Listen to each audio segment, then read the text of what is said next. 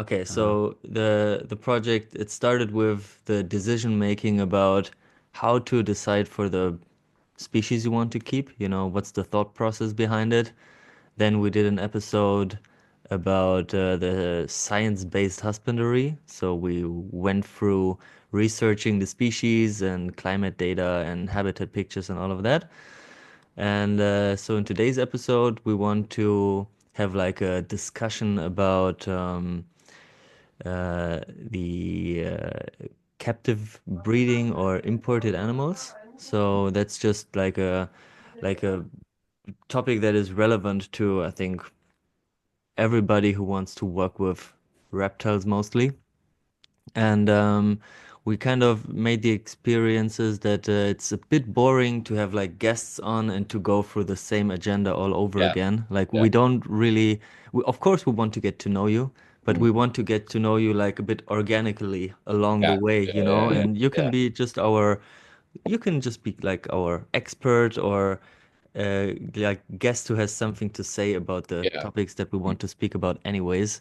So obviously alongside the episode we will ask you yeah, I don't know, what's your journey in the hobby, what's your Yeah. experiences and what's your opinions about certain topics, but we don't really want to put your back against the wall and bombard you with questions, we just want to do it organically. Yeah. And I Hmm. think it's maybe more cool like that. At least we had some cool experiences Yeah. already Yeah. with that approach. Yeah. Yeah, so I'm not sure. I did a tiny bit of research, g- tried to find a bit of scientific uh, sources about the topic of importing animals and stuff, just to have some numbers so that we're not just rambling around. But on the other hand, I feel like we have something to say about the topic, and I don't know. Mm. You feel good about it, or what do you think? Yeah, yeah. I mean, yeah. I feel like it's a topic that I've seen in action a lot. Growing up in Thailand, 18 years, I've seen, I mean, everything under the sun, Yeah, yeah, whether it's ethical or not. yeah, It, yeah. And there's a that's lot to why talk about. that's why I felt like you are the right guest, to join Yeah. us on this topic because you have these, yeah, the first-hand experiences, kind Yeah. of just Mhm. seeing what goes on. Because I've also been to Thailand and Southeast Asia a few Yeah. times, saw some stuff on the markets, Yeah. and it's quite insane. But I guess living there, you will have a Yeah. different view of everything, Mhm. Yeah. and yeah, it might be interesting Mhm. today. Yeah. So you grew up in Thailand? Yeah, yeah. Oh, So my parents moved there 30 years ago. And so I was born there. And yeah, I've basically been there for oh eight man. years, then came to the UK. Wow, crazy. Wow, Yeah. that must have been like how was it to come from Thailand to the UK? Yeah, quite a shock. The cold, Yeah. the cold Yeah. shock, yeah, quite a different country to Thailand. Food, weather, culture, all of it. Man, seems like a bad choice to move Yeah, yeah, a lot of there. people say that. Sometimes I tell myself, oh, I'd love to be in Thailand right now, especially in the winter months. Yeah, for sure. But on the other hand, you have to say that Flo, he just recently moved to Denmark, and Okay. I've been to his place to visit him and build this setup that you can see in the background. Yeah, yeah, it looks great. And I mean, My the God. weather in Germany is not terrible, but Mhm. in my Yeah. 4 days in Denmark, I didn't experience anything else but rain and cloudiness. So Man, now you're putting a shame on this country. Yeah, it brings the importance of indoor keeping and doing it right. Yeah. That's what my time in Europe has shown me, oh Yeah, that's yeah, it. Yeah, for we had yeah. sure, man. like in December we had like I think in total it was like 9 or 10 hours of sunlight. Yeah. In the I 4 months, you don't mean? for That's 1 month. crazy. It's crazy. I was like so surprised when I did go back home over Christmas to visit my parents. I was Yeah. like, oh shit, I can see the sky. I haven't seen it for a long time. Yeah. Oh That's man. crazy. So what was the reason for you to move back to the UK? To study veterinary, just because it's a degree that allows you to work in many different countries, and I suppose the UK is quite a leading country in that type of Mm. education. Okay. And how long Yeah. is it gonna take you to finish? I've got maybe 4 months left, 5 months left. Yeah, so All I'm, right. I'm at the end of it. Oh man, that's exciting. Yeah. And after that, do you already have like an idea in which field you want to work in? Is it more like related to the zoo field, or do you Um, want to be in a private space or? I think I started wanting to maybe go in the zoo way, but not anymore.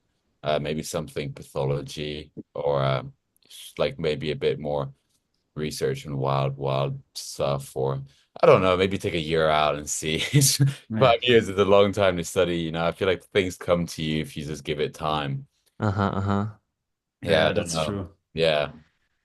A couple episodes back, we already had a vet on, Yeah. Sheila, Yeah. and she's really working towards working in zoos.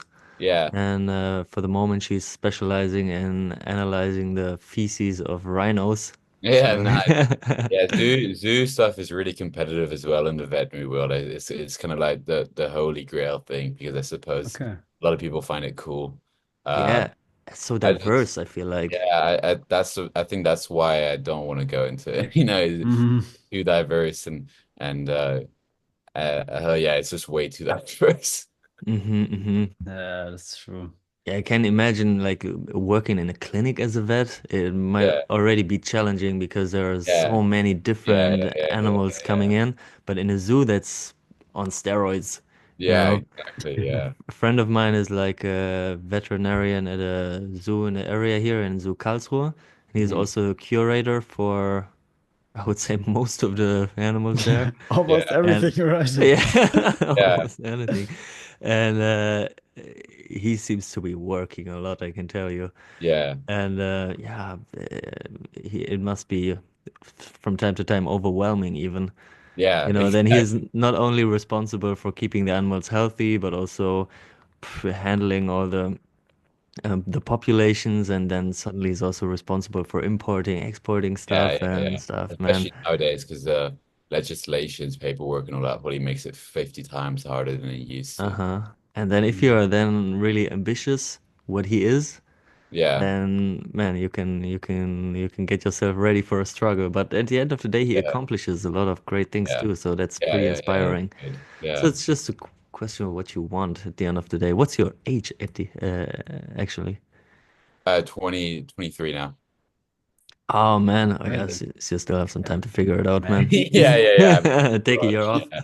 Yeah. easy. Two years off, and Yeah. then Yeah. Literally. Yeah. yeah. But I was like quite surprised. I w wasn't like really aware that like I did go to zoos, but I never actually thought about how much work it has to be for the vets. Because Oh, yeah. like if you think about it, it's like insane amount of animals. Yeah. Like, Yeah. Yeah. Yeah. Yeah. but Yeah. I never thought about it.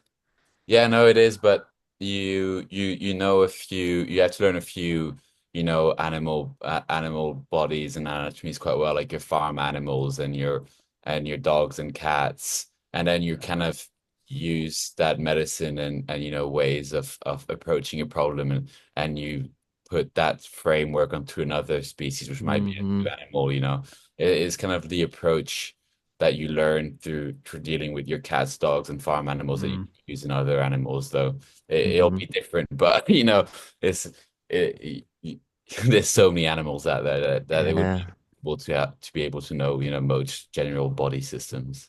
Yeah, probably you yeah. can apply a lot of knowledge that you have from cats and dogs to maybe Yeah, small carnivores, yeah, yeah, like suricata, yeah, meerkats, for yeah, example, or yeah, little like Philly marten days stuff. and all that. Yeah, Yeah, and then probably a lot of diseases also yeah, occur in whole variety of animals, so you can just freestyle your way.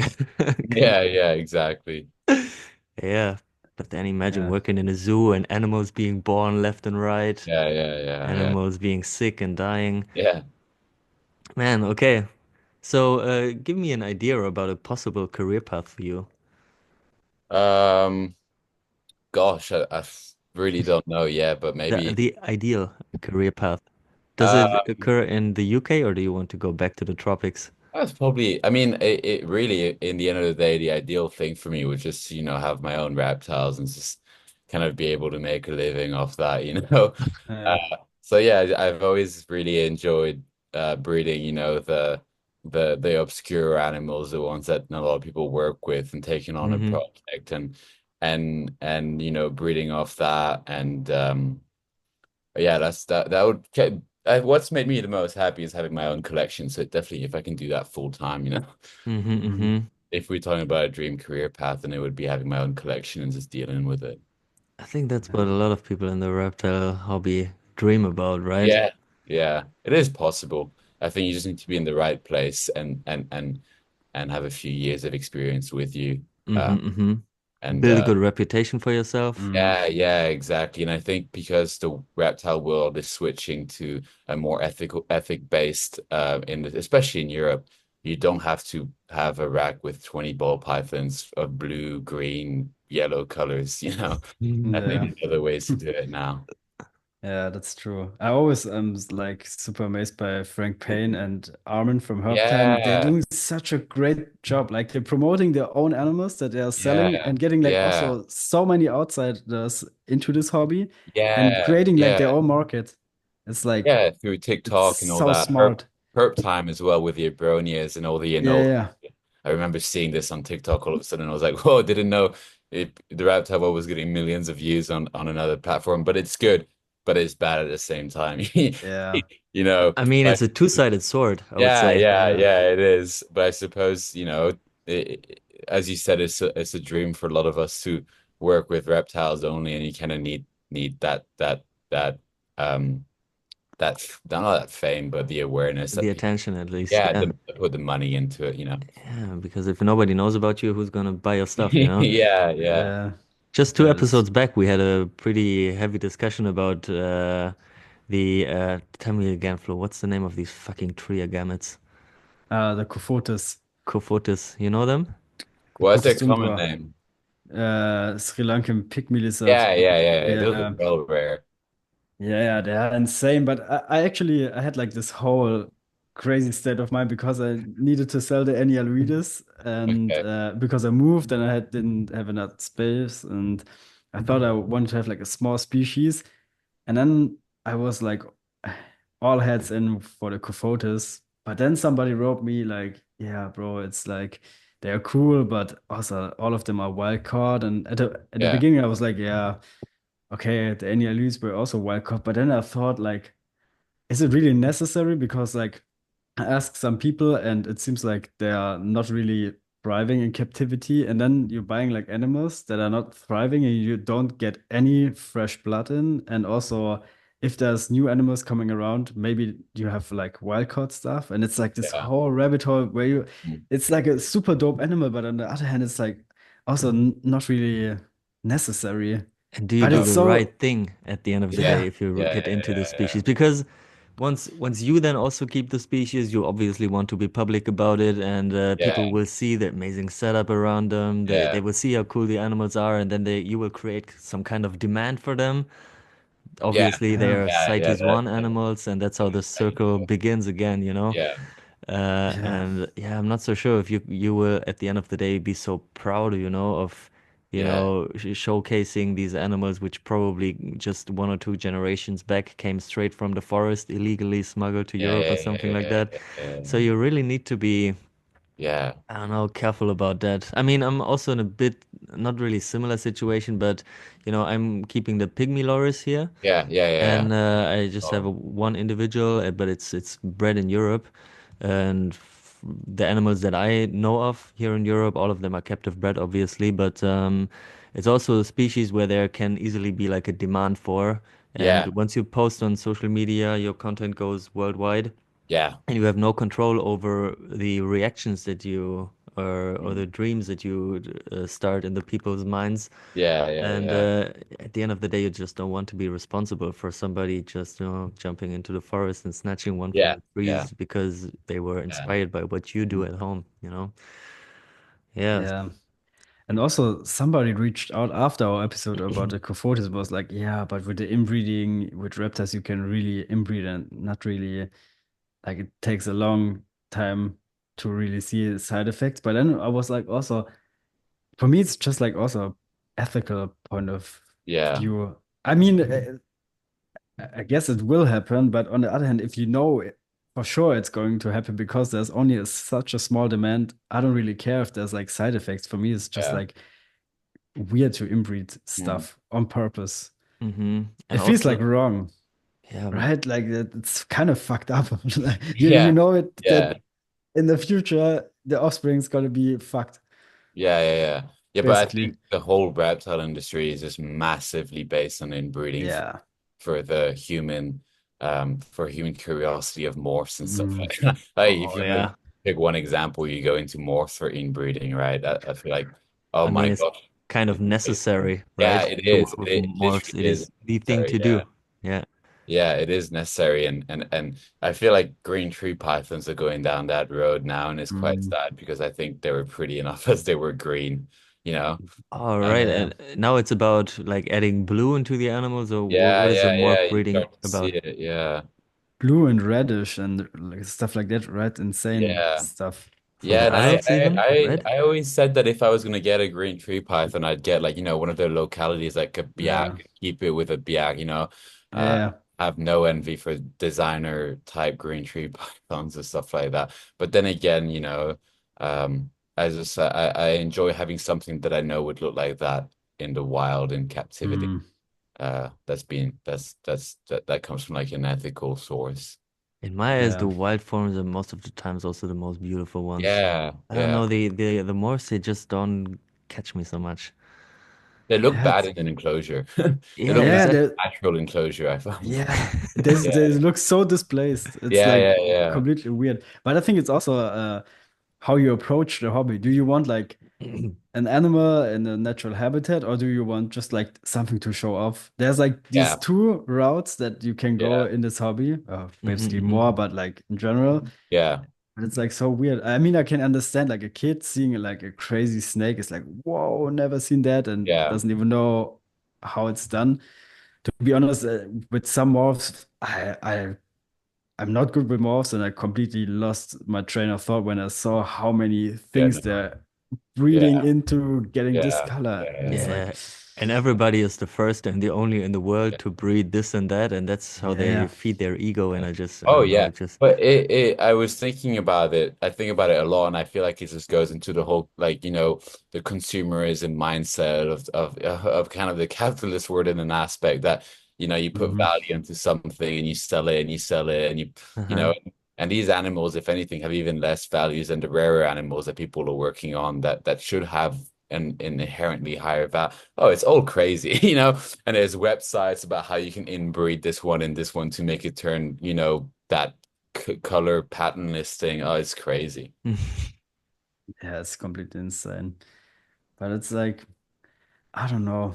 It's such a weird hobby. And also, it's sad when you don't have like the localities anymore and so Yeah, many things get inbreeding. Then it's like, okay, at some point we have like this genetic mess in like in the future, and then it's like not even justifying like, oh, okay, this guy has like a pure locality form of this one. Maybe we can work with it to Hmm. have an insurance colony. It's almost then like impossible because like of our own sake of Mismanagement. Yeah. yeah, yeah, it's complete. Yeah, complete. Yeah, kind of. That's why I, for example, appreciate projects like the citizen conservation, for example. You Yeah. know about it, No, Gabriel? no, what is it? Okay, so it's like you know about the EEPs, like the stud books for endangered Yeah, animals in the European zoos, for example. yeah. And citizen conservation is like a project that is more based around private keepers Okay. than official institutions. And so they are focusing on endangered, highly endangered species that can be found in the private sector. And so they are then forming like stud books where people can join and they can get access to these animals for kind of for free, but they stay in the ownership of the program of the citizen conservation program. Yeah, And so then you are guided into breeding them as best as possible so that the offspring can be distributed over the network to other keepers to build insurance colonies yeah, here in yeah. Europe. Mhm. And so they are obviously then trying to select the most genetically pure animals as possible, because the long-term goal will then be to reintroduce the animals back into the wild if it's ever going to be possible. And yeah, I mean, if you have some animals in private hands where you cannot really tell the locality anymore, you don't really know Yeah, the yeah, yeah, origin, then yeah, there's no yeah. real possibility, to even set up a project like that Yeah. because in citizen conservation, they are mostly caring about amphibian species, also Yeah. some fish species, Yeah. and they are now also starting with very few reptile species. But I'm hoping the project will grow and grow over time. And will also be so cool to have somebody from the project here on the podcast to see what Yeah. they are really Sure. up to, Yeah. Yeah. because I think it's just fascinating. Yeah. No, And it's appreciative. yeah, I mean, if you really love the animals for what they are, Yeah. you don't really need to take so much pride in having ownership in the animals because Yeah. maybe it's Yeah. just Yeah. enough to work and breed with them, Yeah. and you can be happy to share the offspring to other keepers free of profit. And yeah, I mean, just a fascinating project in my opinion. Because with the animals that I'm working with, the EEP is a big topic, like the European Breeding Program, Yeah. and it is super heavily complicated as a private keeper to be accepted into Oh it. yeah. Yeah. Yeah. Yeah. For the moment, I'm trying my best to do so, but I'm not sure where it goes, to be honest. I have the ownership of the loris here, but Yeah. I will be also fine to donate it to the EEP if we can find a way to cooperate. Yeah. Yeah, but it's a long road to go down, I can tell you. But Yeah. yeah, Yeah. It's for small animals like yeah. reptiles and fish and amphibians that are maybe not even listed under CITES, it is definitely more easy as a private Yeah. person to Yeah. start cooperating. Yeah. Yeah, but only possible if you have the true genetics, you know. Mhm. Mm. Of If you have course. like a yellow fucking gecko from New Caledonia, which was originally brown, I'm not sure if anybody will be so much Oh, I interested. forgot. Everywhere you look at, there's some gecko with something that's turned different color nowadays. Hmm. They've even started Yeah. it with tortoises, like the redfoot tortoises. Now you can find them in different colors, and their value goes up here in the eyes.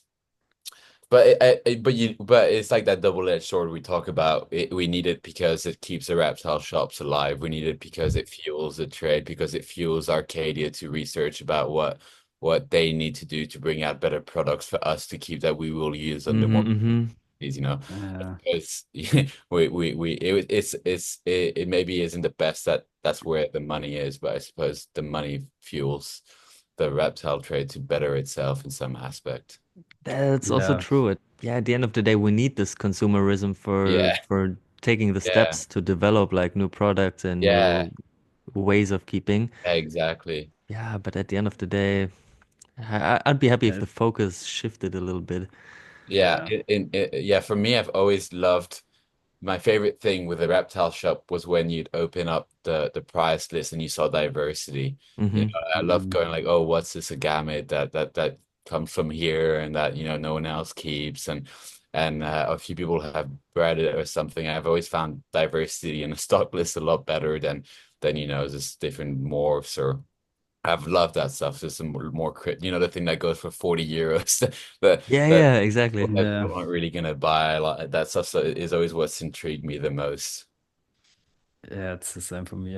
It's So, always like, but nowadays I don't even like back in Germany, I don't have like a reptile store. I had a reptile store near me. There's like this big one called MS Reptilien. He's also Oh, pretty I think popular. that, yeah. Yeah, and but we had like back in the days where I was like younger, we had like this amazing shop called Tropic Fauna, and Okay. this was like heaven. Yeah, They yeah, had like yeah, yeah. so much, and they also had like amazing displays, and Mm, it was always like entering another world, and you just yeah. saw species and like, whoa, one Yeah, day, one yeah, day. yeah, yeah, yeah. I know what you mean. Yeah. It's so amazing. do you know, Gabriel, do you know of anybody who established like the Draco lizards, the flying dragons? Yeah, Frank Payne did that in the US for a bit, didn't he? Drake Yeah, Records. Someone's working with them in the UK right now. Really? Uh, yeah, yeah, someone is working with them in the UK. I think he may have had a baby or something. All Uh, right. so they were imported into the UK not long ago. Definitely wild caught, and it's Uh-huh. always something that I've wanted to get my hands on. The Draco? mm, Yeah, and Oh I've man, me always too. thought myself that if I get them in and they've been legally imported and all that, that I would keep them in a kind of rain shower Mm-hmm. enclosure mm, and make it rain for like a week Yeah, every yeah. yeah, hour Like because the I think they just die of dehydration and they need to be pumped with water. Because I see them in Thailand in the rainforest and they really come from places which is humid, wet, wet, wet, and like yeah, I just feel like you need to pump them with water and maybe don't. I think the mistake we do is that we buy them or people buy them and put them straight into a bioactive system. Mm, I think, the amount of water you'll put in there will make your whole setup raw and bring out yeah. fungus, and Hmm. you won't have Hmm. airflow. I think you need to keep them in a sterile environment for a bit And to and have like a pump them with drainage, to water. have like the water Yeah, cycling yeah, around and around. exactly. Just Yeah. keep misting them and have, Yeah, kind of high grow on pole that they can kind of climb up and man, Yeah. no, that's what I was thinking of doing. man, I feel Yeah, it. yeah. I think that's what you need to do. I genuinely think that's why they keep dying on everyone is because people think the best thing to do with them is to put them in the bioactive setup straight away. But I Mm, don't think it's that Uh-huh. valuable. And also, I mean, it's the journey that these animals go through during the Yeah, import process, yeah, and they have basically like no value, right? When I see them mm, yeah. on the list of the exporters, sometimes they are offered for let me say like maybe 15 euros or something. It is yeah, it's actually crazy. insane. Mm, Yeah, so they must be stuffed into boxes by the Yeah, yeah, hundreds, yeah, yeah. and nobody really gives a shit about them so much. And I've even heard a story of an importer who said that when he does like imports from I think Indonesia or whatever, then he was forced to buy some flying dragons, some Draco lizards to fill up his orders Oh, yeah, because the the mm, quota. exporters wanted to get rid Yeah, of them, yeah, and he yeah, needed yeah, to crazy. buy like 100 to be able yeah, to import the stuff that he actually wanted. And so that's how they end up on the tables of the reptile expos, and yeah, some random people yeah. think like, oh yeah, this nobody has these. I'm gonna Yeah. try my best, Mm, buys them, take a couple pictures, and then see them die in front of their eyes. yeah. Yeah, But because Yeah. I mean, and it also comes with the fact that we love talking about like enrichment and all that stuff. And when I've seen them and photographed them in the wild, it's really one lizard per almost per tree, and they chase each other Mm, off and they fly off. hmm. And really, if you're talking about enrichment in this case, you need to allow them to fly from one bark to another, right? yeah. So I feel like probably like a 90 centimeter exoteric by 90 is probably like what you should strive for one, Hmm. and Hmm. maybe a male and a female. I don't really know what they're like together, but we won't do that. We'll keep them in screen terrariums or something like that because I feel like that's what you'd think to keep them in. But yeah, it's a species that you'd want to see fly in captivity because you should Mm, strive to enriching them to that level, Hmm. Oh because man. yeah, that's true. that's what you'd buy them for. And that nice cooler thing they've got that the males show as well is really cool. Yeah. Oh Yeah, man, it's insane. they are just incredible. Yeah, But but I give it think there's 5 years, and if imports close and it's 5 years, the prices are going to go up. Like it's like that, yeah, you know what I mean? Yeah, yeah, yeah. for Like sure. that. Or otherwise they're just gonna disappear from the hobby totally. Yeah, I mean, that's also possible. yeah, Yeah, that's true. I think there's also one guy in Germany that bred them. He's yeah, I don't know what's his name, but like on the rare garments group, there's one guy and also wrote with him. He's like, I can't remember his name, but he bred them also for a few generations. Hmm. Yeah, I think every once in a while there's somebody being a bit successful with them, right? Sometimes yeah, on Facebook you can see some people posting about them. yeah, Yeah, yeah. Even back in the day when I was still a teenager, I was so fascinated about the Draco lizards, and I did some yeah, research. And back in the day, I also found somebody who had some breeding success and posted about yeah, it on Yeah. forums. yeah. I mean, I guess it's No, not really an impossible species, right? no, but no one. It's hard. These species, it's the whole value thing we talk about, right? It's hard for Hmm. someone to delve in and want to spend more on an enclosure than itself and not be able to make money off it. Like, it's Mm, got to be a passion, Yeah, a yeah, job, and they will gain value. I think you just got to show people why they should keep them. yeah. I yeah. think with And, social media, it's a bit easier. and prove that it is in some way possible to really keep and breed them Yeah, healthily. yeah, Yeah, man. But on the other hand, it's also one of these species that if you really have success with them, and if you then start posting about it, you will also create again a demand, and how many people will buy some yeah, and kill them after. yeah. So Yeah. man, Yeah, I suppose you could educate and show what your successes are. yeah, Um, but yeah, I really think the trick is to start them off in a kind of sterilish environment and just flood them with water and keep them safe. Yeah. I think that's what. And then I think Frank Payne was saying that his first batch of babies, I could be wrong but I think he was saying that they died because he gave them UVB that was too high and they couldn't stay away from it. mm-hmm, What one thing could work for someone and it couldn't work for someone else. mm-hmm. Yeah, that's true. Yeah, the rain chambers. I feel like a lot of like the garments that come in the trade wild caught. It's like the best thing just to pumped and full. Yeah, Yeah. yeah, yeah, After weeks and of dehydration, I mean, that's yeah, probably the best thing that you can do. It's yeah, even crazy for a Draco. I mean, it's such a fragile animal to have Yeah. this journey and survive till like to yeah, arrive at Germany at the yeah, Ham Expo. That's yeah, insane. yeah. Yeah. What's your best guess about feeding the Dracos, Gabriel? I reckon it's just good old small crickets, dust them well, and just something that moves fast is what I would go for. Mm-hmm. I'd definitely go with speed and just trying to get their attention. I feel like you find with a lot of lizards that are finicky, you want to give them something that moves fast. Mm-hmm. Mm-hmm. So Yeah. yeah, maybe if they're small fruit flies and if they're large, pinhead crickets or something like that. Mm-hmm. Or Mm-hmm. maybe earthworms, if you move an earthworm Really? a bit, sometimes I found that with smaller gametes, sometimes if you give them an earthworm that's wet or something, it'll move a lot and it'll catch their attention. And you see that a lot in Thailand when it rains and stuff like that. These earthworms will come out from the ground and move a lot, and a lot of things will actually Oh eat man. them. So I think earthworms is a much bigger part of reptiles' diets than people think.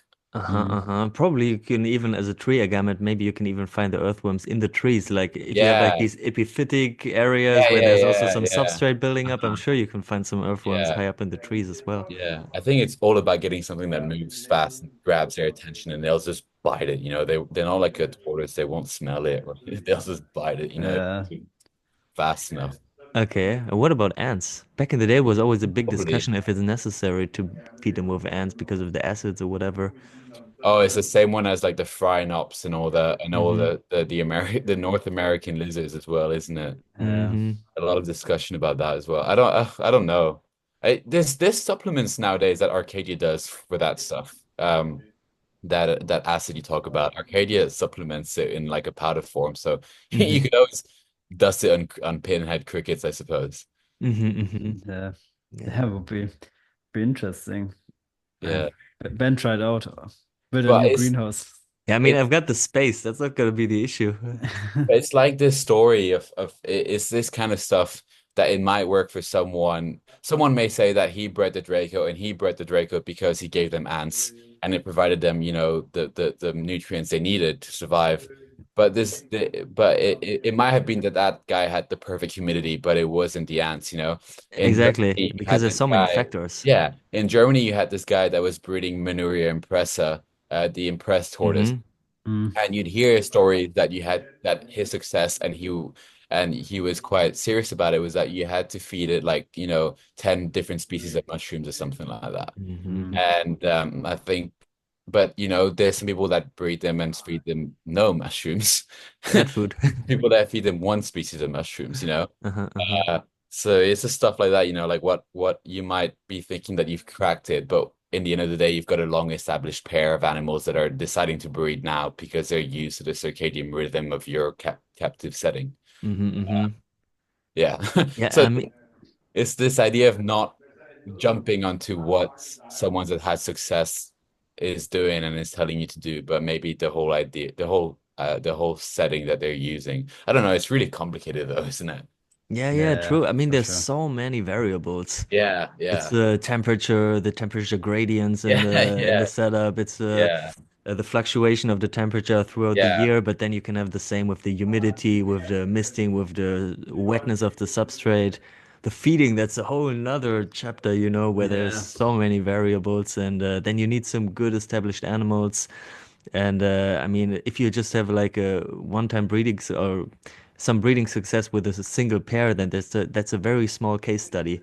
yeah, And um, yeah, yeah, exactly. Yeah. And and no one's going to put in the money in these species to research, as you said, what the variable was that broke through. If a bunch of people do it and everyone standardizes stuff, and if you're keeping them outdoors, it's 50 times harder to do it as well. mhm, mhm. Like your outdoor weather in a country is so different from everyone else's outdoor weather. And also the how Yeah, the setup is true. constructed. I mean, Yeah, in which yeah, way the rain really affects the animals at the yeah, end of the day and stuff yeah, like yeah, that. yeah, yeah, yeah, yeah, yeah. It's a difficult one. Yeah, yeah, okay. So Man. speaking about incredible species, give me like one or two ideas about species that are not on the people's radar so much, but that you are fascinated by. Um, oof.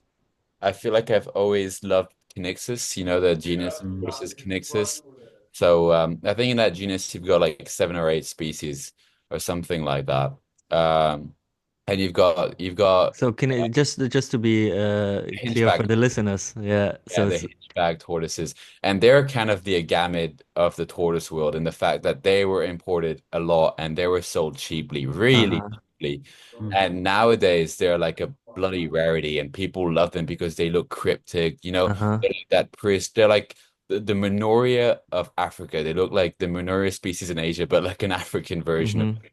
And the really cool thing is that they kind of follow this line that goes from almost north to South Africa and Okay. throughout that line they change species and you've got like Lobatiana, Connexus Lobatiana, which comes more from like South Africa deserts and you've got Uh-huh. Fences which might be in between and these species they are probably the coolest looking species when you Uh-huh. breed them and you have Titian Cram had success with Connexus zumbensis dormergi, the Madagascar version of Connexus Mm-hmm. and they're really pretty, like all white with black streaks on them. And Okay. they were ignored, but now they fetch quite high prices. But I still think they don't have much attention to them. But they Mm-hmm. are really, really cryptic species and quite hard to breed. But like a challenge. But I bred Cnixus umbensis, Belliana, and Erosa, and that was like the most fun I've had with any reptiles. And you did do that in Thailand or in the Yeah, in UK? Thailand, yeah, Oh yeah. So I man. Man. kept them outdoors and Yeah, man. uh, Okay. yeah. That's And like a cheat code for yeah, I had Thailand. imported elephant grass seeds. So I had like a mini little savanna in my backyard because I just plant African species of plants and you couldn't even see the tortoises. When I had to look for them, I had to look for them. Did you Uh, incubate the eggs or did you just wait for the babies to pop up? Yeah, so with the Zombensis, I was back then I would work a lot with Jeremy Thompson. We kind of exchange knowledge here and there. He does a Kinexis cooperative, I think, or Mhm. corporation in the US, and he has a lot Okay. of success. Very, very, He's also a bit public about it on some podcasts, right? yeah, yeah, Because I yeah. So think he's I've seen been a some few, stuff yeah. about him. So Hmm. he's been to a few places with that stuff, and he's done a great job there. And we kept exchanging like this and that, and then. I was having a few eggs and I was incubating them, like 29, 30 degrees in an incubator because that's what you tend to start with. And it kept not working. And I was like, maybe I've got a problem with my trio. And then one year I was like, you know what? Screw this. I'm just going to incubate them to room temperature. And it, Okay. it happened to be quite a cold-ish winter in Bangkok. I mean, temperatures went down to like 24 degrees, 23 degrees in the house for like a month. And that right after that, boom, I saw an embryo and I was like, oh, maybe they need a diapause. Maybe. I hatched two, but then it was time for me to go off to the UK. So Mm. the project Mm. was moved on. But was it a diapause they needed? Was it a good year for the pair? Mm-hmm. Oh, But man, you yeah, should you probably needed a couple more seasons, to yeah, prove your yeah. ideas about them. Yeah, but it was really cool because I don't think anyone had bred them in Thailand then. Like you'd really hear of a very few people that would breed them. Like maybe I heard of 4 or 5 people that bred them in the whole world that were public about it. Mm-hmm. And Mm-hmm. Uh, Titian Cram was one of them. I mean, he's quite amazing to grow the tortoises when it comes to setups. He's probably got the nicest setups you'll see. Okay. And then some guy in Spain, and then Jeremy Thompson in the US were really, and I think a few people bred them, 10, 15 years back, but you only see broken records of it. So Mm-hmm. yeah, Mm-hmm. that was quite a rare one, and Man, all really right. fun to Yeah, breed. also with these cheaply imported animals, it's always also the case of some gravid females being imported, laying eggs, Yeah. and then mm. it's being Mm. published as like a breeding success, but Yes. Yeah. suddenly the next season doesn't work out so well anymore. So that's what you always have to be a little bit suspicious about. But yeah, Yeah. man, the Knixes, they also for some time I did some research about them because I'm always thinking about how can I really build like a greenhouse habitat Yeah, they around would be one key great for that. species. Yeah. Because And they stay small, not like the Asian species of exactly. Yeah, species. yeah. And you can really find them, as you said, in like the various habitats. You can even find the Knixes. I'm not sure about the species, but in the tropical rainforest, they have Yeah, these. Homiana or Erosa. Oh, Yeah. Erosa, that's the one that Yeah. I was thinking about. These cryptic shells, man, they are Yeah. just Yeah. incredible. Yeah. Yeah. No, it's And insane. also, from what I know, they are pretty much omnivorous, right? They Yeah. like to feed on meat Yeah, or mushrooms and stuff, and I think it's just incredible. yeah, Yeah, and I was thinking about, because I'm into the prosimians, the nocturnal primates. That's my yeah, kind of specialization. And I was always thinking about building like a Central African rainforest habitat around yeah, like a yeah, bush baby galago yeah, species yeah, or a yeah, yeah, Otolemur yeah, species. yeah, And man, the Kinixis, that will be one of the first choices for like a for bottom sure. dwelling Yeah, yeah, Mm. species. yeah, Yeah. And also from what I've learned from a couple of veterinarians that I talked to, like transferring parasites or diseases from different classes of animals yeah. to another, it's Yeah, really less very likely than bad. from one reptile to Yeah, another. yeah, yeah, yeah, of course. So Yeah, cohabitating like mammals with reptiles might be more safe than cohabitating various mammal species or reptile yeah, species with another. yeah. So did you try to do some interesting habitat style enclosures in the Thailand No, time? no, Because I but I mean, suppose a water monitor could enter the enclosure. I think Mm. benefit. okay. I definitely know I had some vine snakes sometimes in there. Probably maybe one day a cobra. Like you never know, but things definitely went in and out of there. And when it would rain, the millipedes would come out and I would see the Cnixus would chase the millipedes and eat them Hmm. Mm. and all that stuff. So they definitely had their proteins and they eat snails and also I didn't have to bother feeding them proteins. I only fed them once a week because they spend the rest of the time grazing, which is what I enjoyed about outdoor keeping is Hmm. I just supplemented their diet with what I thought they might need or not need. Yeah, you can Yeah. just walk around the garden and grab something left and Yeah. right and put it in Yeah. the setup. Yeah. And then probably the other species that I worked with was the Melanocelis tricarinata, like the What the three-keeled fuck? hail turtle from Nepal. It's like from Nepal and high altitude areas. Let me Google Crazy. that really Yeah, quickly. Mela? Melanocelis picarinata, or the three-keeled hail turtle. Um, and basically, you barely have any in Europe. Maybe you've got one person that's bred, two people that have bred them in Europe. They're Okay. extremely rare. I had two males, one female. It just happened that one Okay, day I okay. went, yeah, they're from the high foothills of like Nepal, Oh man, I think I never seen them. India, and they're a very interesting turtle species. And basically, I walked into a fish shop one day and I saw them and I had to like look twice because I was like, no way, I've just seen that. And I talked to the Mm. owner, and apparently, uh, they've been there for like 20 years with her, and and then I was like, oh, can I get them? Because if they've been in the country for 20 years, I might as well just give it a try. Uh-huh. And I Mm. got them for the price of nothing. Like in Europe, they reach thousands. You can't even find them. Like there's a waiting list that's crazy for them. And in the US, I don't think anyone's breeding them. Hmm. There's no Crazy. records of them in the US.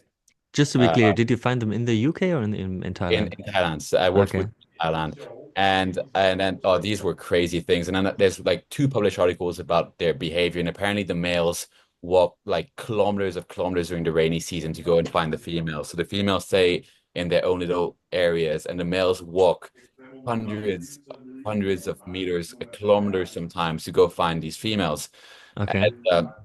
And they have a massive dormant season, like 4 or 5 months where they do nothing. It rains, boom, the males walk. And when it Mm. would rain, the males would pace and walk and climb. So So I you need made a treadmill large, for them. yeah. So I made these large enclosures for them, and I put the male and the females together, and the female would scare off the males every time. And I texted this Spanish breeder that or Italian that did breed them. He's the only guy I know that bred them in private setting, and he said that he needs to put he sometimes he puts the female in like a large container with water and adds a male in because apparently he thinks it floods in the wild and the males are more can approach the females like less being less scared, I suppose. And Mm. I got breeding that way. So Okay. Okay. basically I got breeding that way. I got one egg. The egg never hatched, but then I had to leave to the UK, so that project left on. Yeah. But that's probably the one project I would love to continue. So are you still in touch with the person who received the animals? Yeah, I am, but he hasn't had much luck either. But I don't think he's put as much effort because I was really wanting to break it because I think it's such a cool species to have Mm-hmm. out there that no one knows about really. Oh Yes. man, there are so many species that really deserve more attention, I feel Yeah, like. yeah, yeah, yeah. You know how I Yeah. got to know about you? It's because Uh, I was searching for the hashtag of the Shitra oh, turtles, these yeah, soft shell turtles, which are yeah, super endangered from what I yeah, yeah, know. But I yeah, don't yeah, have much knowledge about them. yeah. But just I think that's the hashtag that I searched for, and that's how I found your profile. Oh yeah, yeah. Because my friend in Bangkok breeds Shitra species. Okay, what is special about them? Oh my God. Let's dive in. If you speak to a turtle nerd, especially soft shell, you know Shitra is like kind of Holy Grail? the holy grail of turtles. The Shitra, you know, they get to the length of small cars. That's Um, incredible. if you search up Shitra on Google, you'll see images of them that are massive, massive, massive animals. And when they've got their heads retracted, they're even larger. And they basically kind of follow the Mekong River in Southeast Asia. And I think there's Chitra indica, Hmm. Chitra van Dijkski, and maybe another species. And very few people breed them, and they tend to be more in zoos. And Hmm. he has Chitra, and Chitra indica. I think he breeds Chitra indica. And they're slow growers. They get massive. And I think Thailand has a few breeders of them because, you know, they're from bloody Thailand. So you do Hmm. have to leave Mhm. someone to work with them. But they've been decimated, I think, in the wild. I can imagine, man. Yeah, because for food, I Yeah. think they eat the eggs maybe. And also there's just massive things, you know, so the chance that they can Mhm. get into nets or something like Yeah. that would be quite high. And yeah, nothing's really known about their biology too much. I think Peter Prashak has a Shitra indica, and there's another Peter Prashak from Turtle Island. I think I saw they had a Shitra Who is that? I'm sorry, I indica. don't know the guy. Turtle Island is kind of like I think one of the largest turtle and tortoise Huh. parks in Europe. I think they're Hmm. at like a crazy 200 species or 250 species Okay. of Onions. I might be wrong, but I think Oh man, we should need to get they've this guy on. yeah, yeah, he's like the turtle biologist guy. He's published a lot of papers. Um, I think there's like a little documentary about him, maybe on Netflix or something like that. He's Really? got a Really? documentary about him. Whoa. Give me the Uh, name again. I'm sorry. yeah, Peter Prashak from Turtle Island. Okay. Um, yeah, I think he's done quite a bit with them. And yeah, but that's just another example of a turtle that's rare and endangered. And then if we could go into the Cura species, you know, the Chinese box turtles. There's so many there as Mm. well that are as Hmm. endangered. But the Shitra is just amazing because they're that big, yet no one knows about them. Yeah. Also, they have such crazy proportions. Like the Yeah, Yeah, head yeah. is so yeah, disproportionately yeah, yeah, tiny, kind yeah, of. yeah, It yeah, yeah, almost seems like a yeah, comic animal. Yeah, it's yeah. so weird. Yeah, and he has some, and every time I go down, I'm like, oh, I need to go see your Sheetras because it's probably like the rarest animal I get to Yeah. hold. You know what I mean? Like, no one's got them in private collections. Like, of Okay. course, probably a few Germans because you guys have everything there. Uh, In some German and basements, nobody knows about them. yeah, exactly. Yeah, and definitely, it's definitely some Chinese people that Ah, probably. yeah. I Yeah, think we okay. underestimate how much is in China and Hong Kong. Uh, Hmm. Yeah. I'm in a few Hong Kong reptile groups just because I want to know what's in there. Hmm. Yeah, Hmm. yeah. Well, I think they've probably rank in the top five diversity of reptiles available in the world. Yeah, I think it's just also Countries. because they have the money, you know. Yeah, There's just yeah, some yeah, incredibly wealthy people who yeah, really see yeah, these animals as status symbols, and also yeah, probably the yeah, law enforcement over there is not as strict as yeah, here. So yeah, those people sometimes can even be public about the animals, even if they don't have the proper yeah, paperwork, um, like yeah, backing them up. yeah. No, Yeah. yeah. They're those kind, especially China. They definitely have some rarities, and they love box turtles from the US. Uh-huh. Mhm. Like apparently all of China and Hong Kong right now is going crazy over American box turtles and it's all they want to breed and All yeah, right. they love those apparently because they're colorful and go for astronomical prices. That's Okay. raised right now. Crazy. What is That's it about the turtles that the Asian people are so much I think into? it's Buddhism. I think in the symbol of Buddhism is kind of a good luck thing, you know. Mm. Sometimes you Okay. release turtles into ponds for good luck and stuff like that. And as you say, if it's an expensive one, and it goes into that whole status of wealth. But definitely, I think it ties into the Buddhism culture Mm. like more than a snake or a lizard would. What that's Mm-hmm. what I've been told. Mm-hmm. Mm-hmm. Okay, it makes sense. Yeah, and also maybe the way you can keep the aquatic turtles, these pond style, in Asia, Yeah, also yeah, yeah, the yeah, aquarium hobby is so much more huge than over here, Yeah, and probably it goes hand in hand. yeah, yeah. Like the arowana craze, the arowana Mm, fish. I think I go into pet shops and I see them for 30,000 euros, 40,000 euros, you know. it's Yeah. insane. The thing that uh really triggered me a bit when I was in Thailand on the Chatuchak market, Yeah, just yeah. checking out the animals over there. It was that sometimes you have these disfigured animals that are sold Oh, for the even small higher body, prices. they call Yeah, them the small body. short Yeah, body or small something body. like Yeah. that. Yeah, yeah. Yeah, yeah, yeah, yeah, yeah. Or sometimes they have like even a kink in the back, and Yeah, that's yeah, why they yeah, are so yeah. much more Yeah, expensive. yeah, it's crazy. I even saw like an arowana with he had a disfigured mouth. Like the eyes were more in the front than on the Yeah, yeah, sides. yeah, yeah, And yeah. so this one looked kind of goofy, and Yeah, that's why it yeah, was so expensive, man. Yeah, yeah. it's a crazy world at the end of the day. Yeah. They're trying to find the most rare Pokemons over there. Yeah. Yeah. It's just crazy, yeah. Do you keep anything at the moment in the UK? Just Tyrannosaurus crocodiloris, so the Chinese Nice. reptile Good lizard. choice. Yeah, because I've always Just wanted them in just Thailand. I've yeah. always wanted them in Thailand and couldn't get them legally in Thailand. Mm, Because of the CITES. Yeah, but you could get them, but Okay. I didn't want to.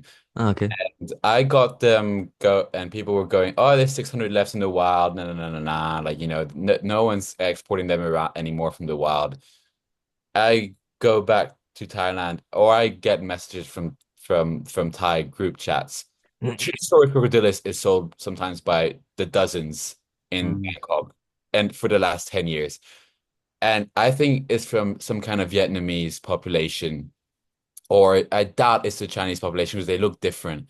And there must be some source where they get them from, and they mm, literally pump them out every year, and they don't seem to be stopping. So I don't know if I don't know where they're getting them from. Maybe there's a farm breeding them, but Hmm. anyways, yearly they're for sale in Bangkok. A year. Hmm. They don't really look like the Chinese version. I don't know where they're coming from, but I find Hmm. it worrying. Yet no one really talks about it. But Bangkok sells them openly, openly. Okay. Yeah, so for the Shinosaurus, the thing is they are bred so successfully here in Europe. Yeah, They are pretty easily available, I want to yeah, say. So I can yeah, really yeah. imagine them to be very successfully farmed in the native habitats. If you have like an outdoor farm, with yeah, dozens yeah, of bins with yeah, breeding pairs, I would not be surprised if there's somebody producing them in the yeah. hundreds. So maybe Yeah. that's what I was thinking, that maybe someone's breeding them and just in Vietnam where maybe it's cold, or northern Thailand where it's cold, and just not Yeah, applying for IDs and just selling them for like not a lot of money, but. yeah, maybe. But it's Yeah, I funny mean, because in the US, oh, not a lot of people breed them, and they yeah, fetch yeah. economical prices in the It's US. crazy. Here, Yeah, like you can get juveniles for 150 euros. really. Sometimes, yeah. Yeah, In yeah, Europe, it's crazy actually. In What's the the UK, prices in it's the even UK? more. 650 for a baby pound, so 750 euros. whoa. Okay, that's how some money No, can be made. Yeah. But crazy. in the That US, I think one baby is like 1,000 to 1,500, maybe yeah, Crazy. in 2,000 to 2,500, depending on the state you're in.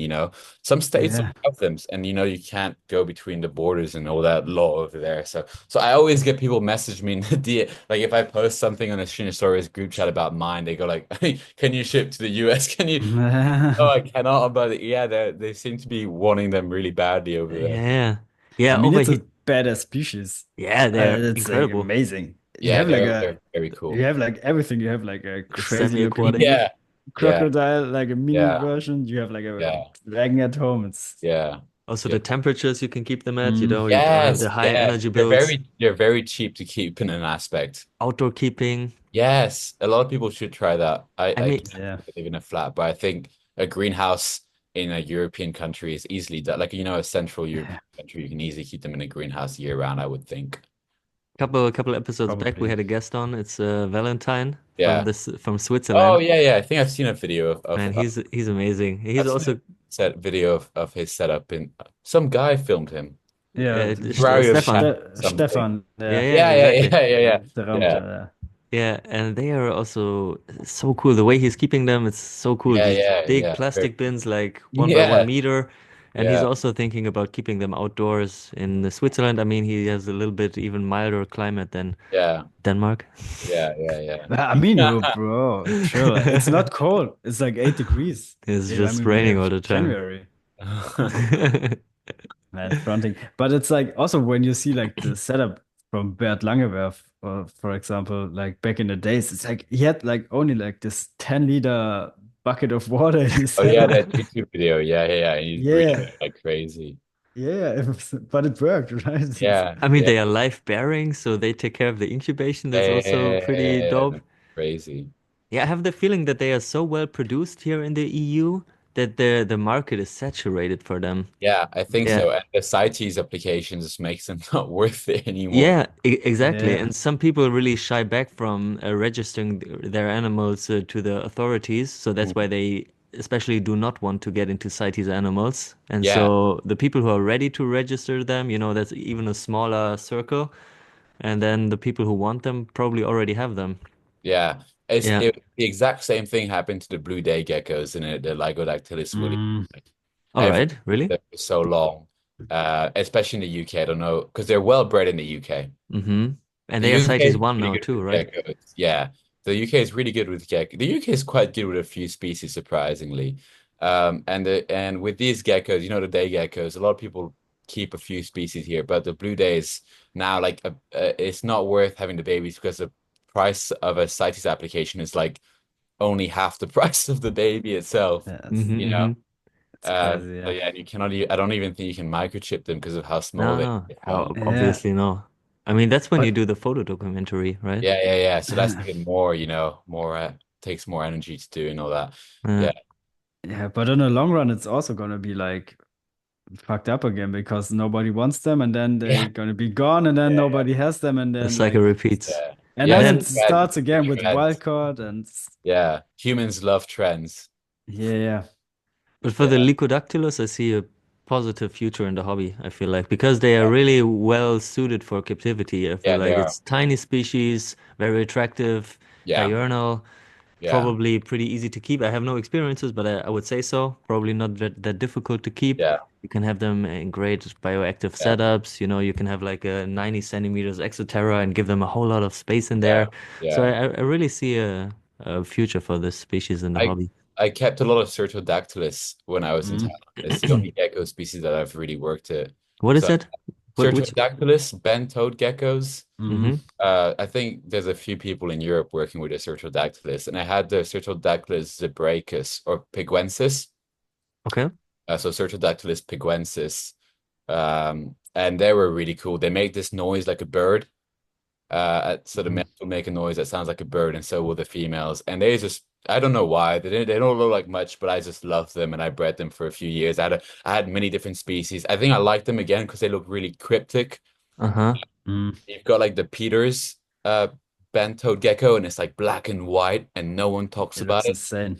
Okay. It's really pretty gecko, and they went for cheap prices, but they're a bit rarer to find now. But Cystodactylus, Peter's eye, and stuff like that. Just yeah, I really like those. Yeah, they're amazing. But back to the Williamsy, it's like they only live like on this one special tree in nature, right? Yeah, yeah, yeah. Really? Th- Like in a Yeah, Yeah, symbiotic relationship? In Tanzania, they live yeah, in this one tree, and it looks a lot like what the snake tree. It looks a lot like the snake tree people yeah, keep them in, but it's not that. yeah. It's like I never it heard looks of a lot that. like a type of agave plant. It's like it's a pandan. I think it's a type of pandan. Yeah. I think it's a type of pandanus that they all live on with spiky edges, and that's why people keep snake plants in terrariums with them because it looks a lot like that wild pandanus that they live. Interesting.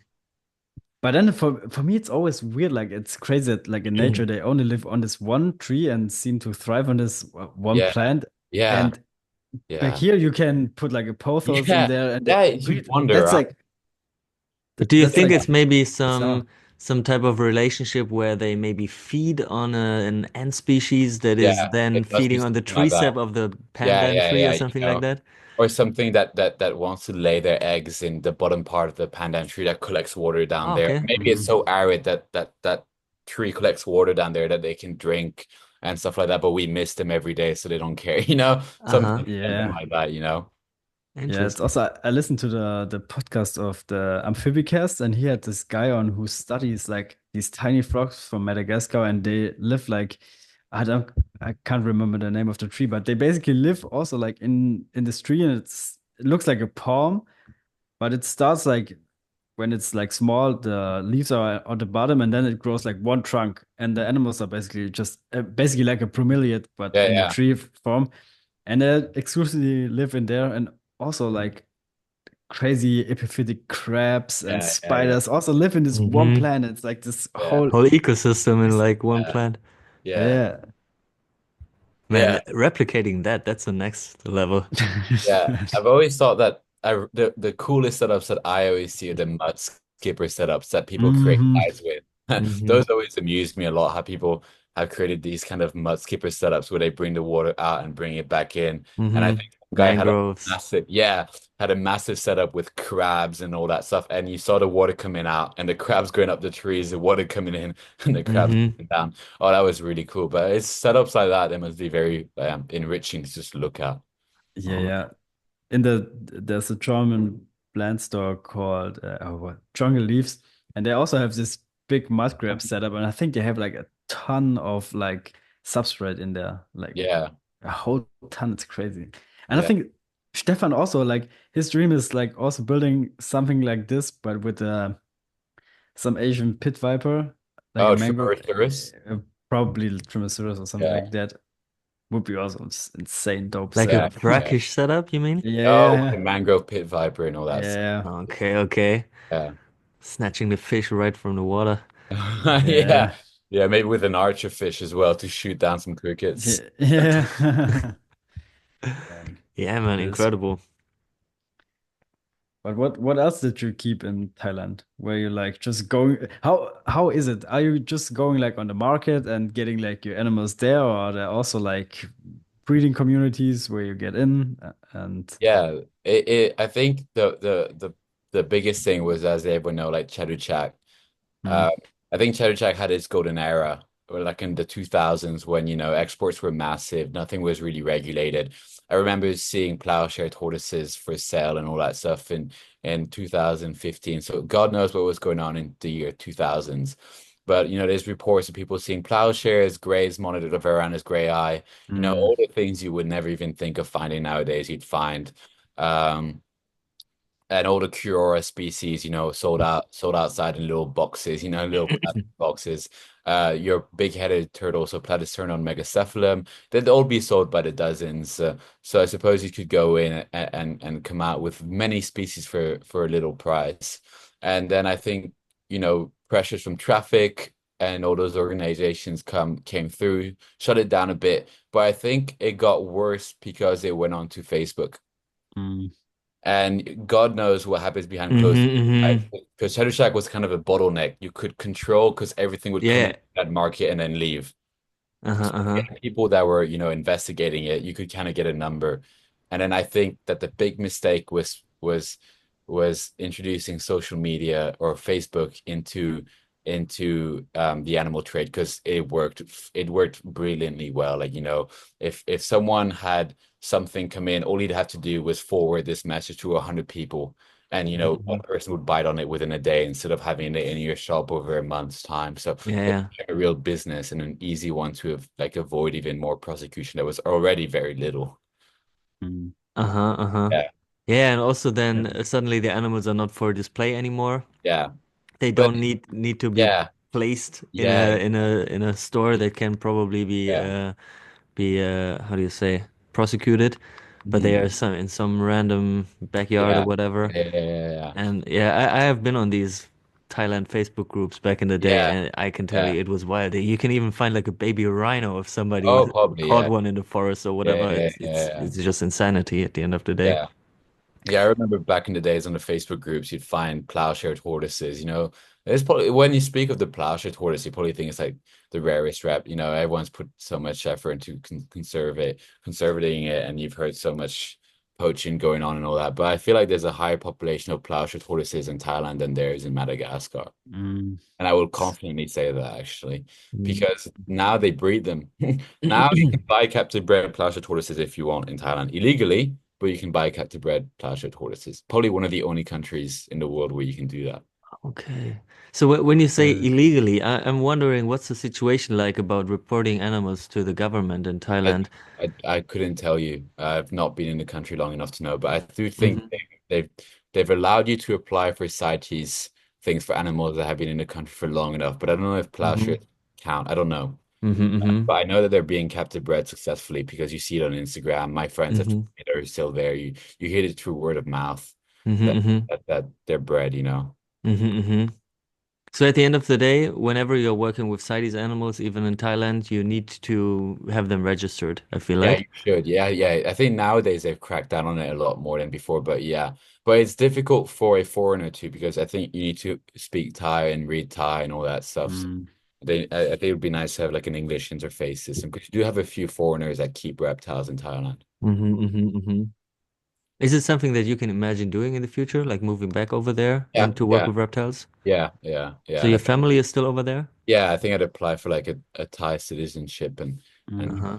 do that, and then of course make it legally. And you never know it. You know, you could export stuff when it's all legal. You know, it takes paperwork, but the whole world's out there. You know, Yeah, that's true. and it's the good thing about Thailand is that the input, you know, like the input of electricity, space, and all that is very cheap compared to Europe and Hmm. stuff like that. So you have the chance to work with species that are quite intensive in Europe, but are not very intensive in Thailand. Yeah, Mm. exactly. Especially also the factor of the outdoor keeping and also like sourcing food. It can be Yeah, so much more yeah, amazing over yeah, there, I yeah, feel like. yeah. Mm. And For then you can sure. offer you know, captive bred Asian species that will more likely survive more and you know, I suppose.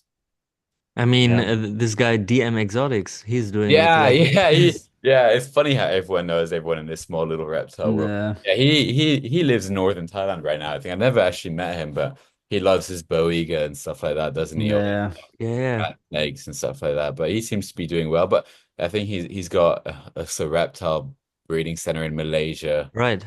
That's what Yeah, Mm. I heard about too. yeah, And I mean, he's kind of outsourcing the animal keeping, right? I think yeah. he has like a manager for the facility in Yeah, he Malaysia. seems to be doing well. It seems, yeah, yeah, Yeah, maybe that's something that you can also think about, like, I don't know, housing your animals overseas and just yeah, going over there every once in a yeah, while and having yeah, like yeah, yeah, a yeah, yeah, protocol for somebody to take care of them. yeah, yeah. Yeah, but on the other hand, maybe you also want to get like involved, right? Your Yeah, hands yeah, dirty. of course. Yeah. Yeah. It's just what makes me happy in the end of the day, isn't it? It's just only thinking about that stuff during the day. And it's quite a nice thing to do. Yeah. It's the most really is just spending time Yeah. with them, watching them. Probably it's also easier or more likely to be successful in an Asian country or something like that than like, for example, here in Europe, where it's like so on the edge if it's like even possible in 5 years to keep like exotic Oh animals. yeah. Oh, I I've seen mean, a what's lot of happening. countries are shutting down, right? Yeah, even the Yeah. tree monitors now, I think they've moved the tree monitor up beside Yeah. what is it, the yellow or the blue one? The No, blue, the CITES? macraes, yeah, the blue ones, yeah. Yeah, so that's what has it. So now they're going to need to be CITES verified, are they? oh, Yeah. they were always like CITES 2. Okay, now they're CITES one. Not Yeah. not so sure about Uh, that, but on the Maybe IUCN they Appendix are. one or something. I don't know, but I saw on Mm, Facebook that they I moved I up. think for the moment it's just the how do you say the status they have on the IUCN, Yeah. and they are now listed as maybe endangered, whereas Okay. before it was only threatened or something. I don't know. Okay. Okay. Okay. But I think the consequence of that will be that they will probably move into CITES 1. That's what I would suggest. Yeah. And yeah, probably that will mean that the trade will be much more restricted in the future. Yeah. But the tree monitor trade in the UK is massive, you know. Oh my mhm. God.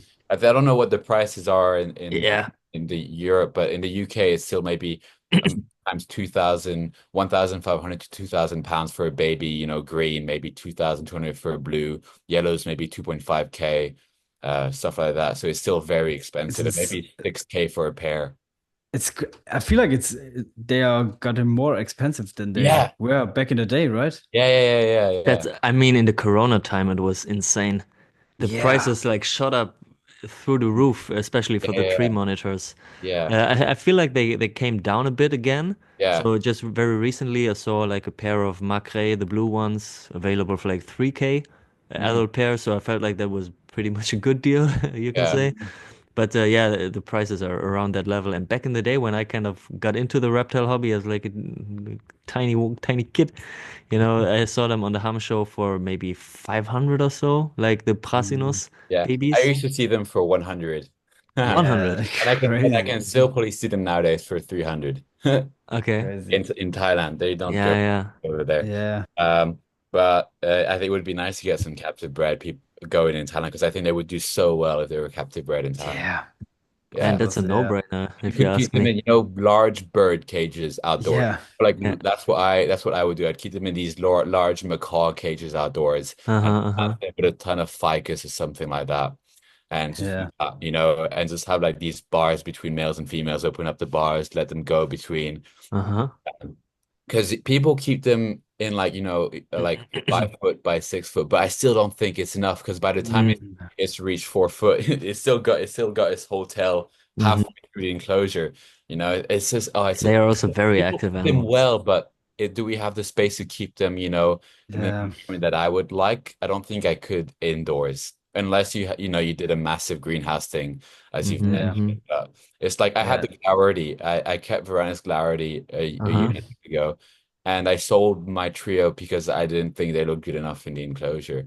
And some guy had a bigger enclosure, and I was like, right, I moved them on to you because he had more space, and I just didn't like the fact that I could see their whole body take up half of the enclosure because they have massive long tails. Hmm. Mm. Hmm.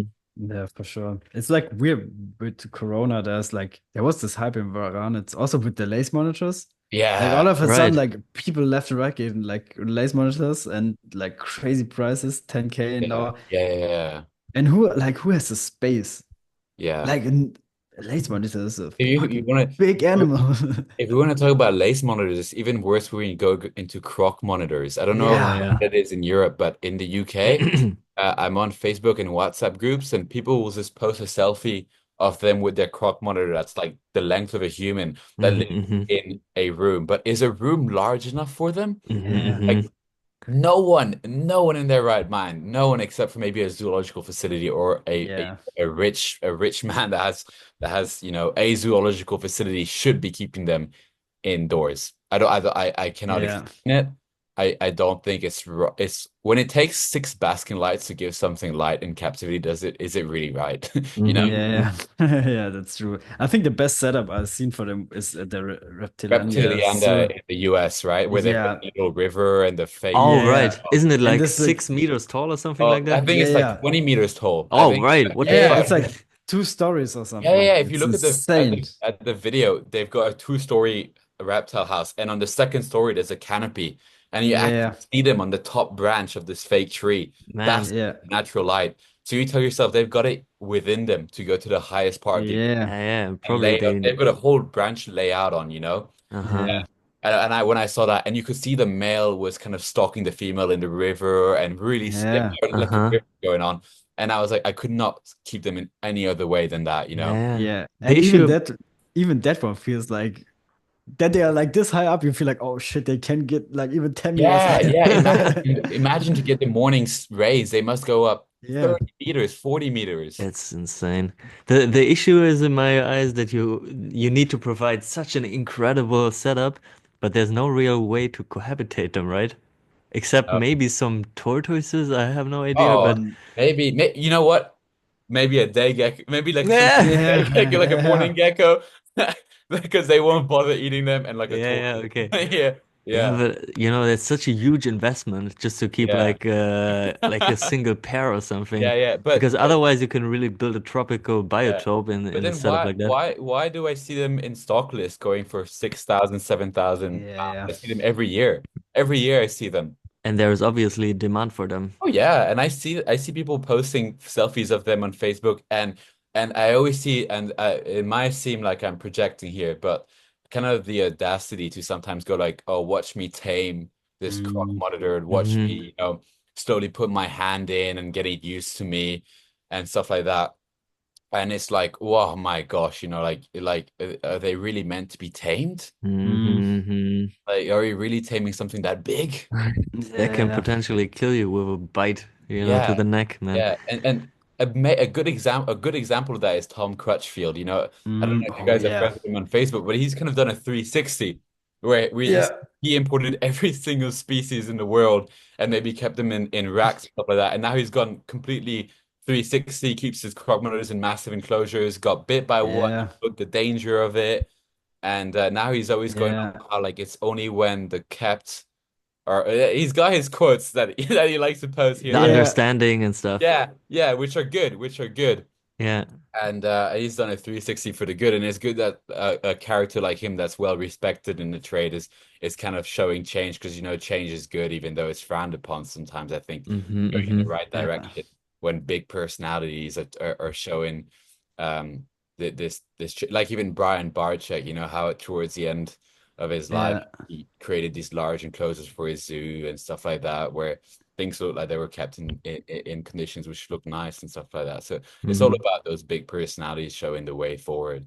Yeah, that's true. But also with Tom Crutchfield, it's kind of sad now. He had to sell his Yeah. old house, and What now is the he's. situation like? Tell me about it.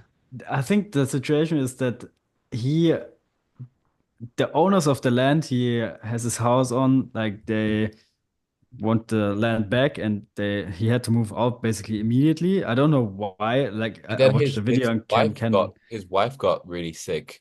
Yeah, And I and hope that's I why think he. he's doing better now, but she got really sick and I think it was a whole funding thing, and then Yeah, I don't know if this is true or not, but best wishes to them. And I think he's had to move to another place and all that. But I yeah, think he keep advocating for for this philosophy he had about yeah, changing the reptile world for the better. Okay. But But I I mean, think he had a pretty massive facility, right? yeah. yeah, I think it was massive to start with. It cut down a lot. yeah, Um, Okay. But I think it did cut down, and he was just working with a few venomous snakes and tree monitors and crop monitors that he was And keeping outdoors in large. iguanas also, right? Yeah, and yeah, I forgot that he was the Thailand they, had a really good relationship with him, I think. I remember seeing that the Crutchfield they, iguana coming in very, very yeah, early on in Thailand for astronomical prices. So yeah, he's definitely seems to have done a 360 on the whole morph thing as well.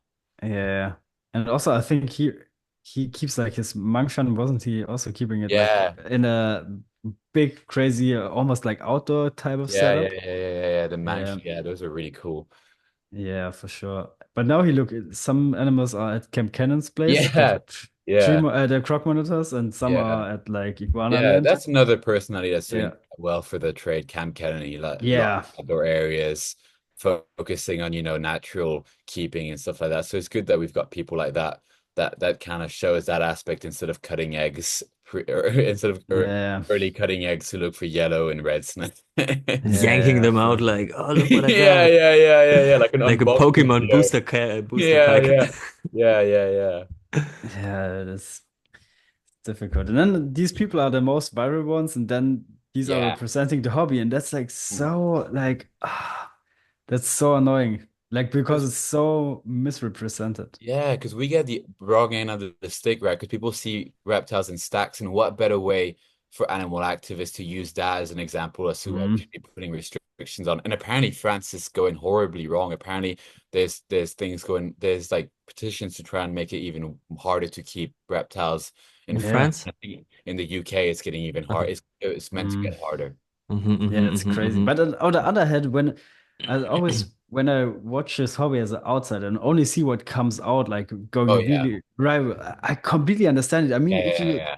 if you're just a random person seeing like somebody pulling out a 6 meter Yeah, snake out of like a 2 meter enclosure, you're like, yeah, man, What the immediately fuck? stop it. Like it's yeah. just crazy.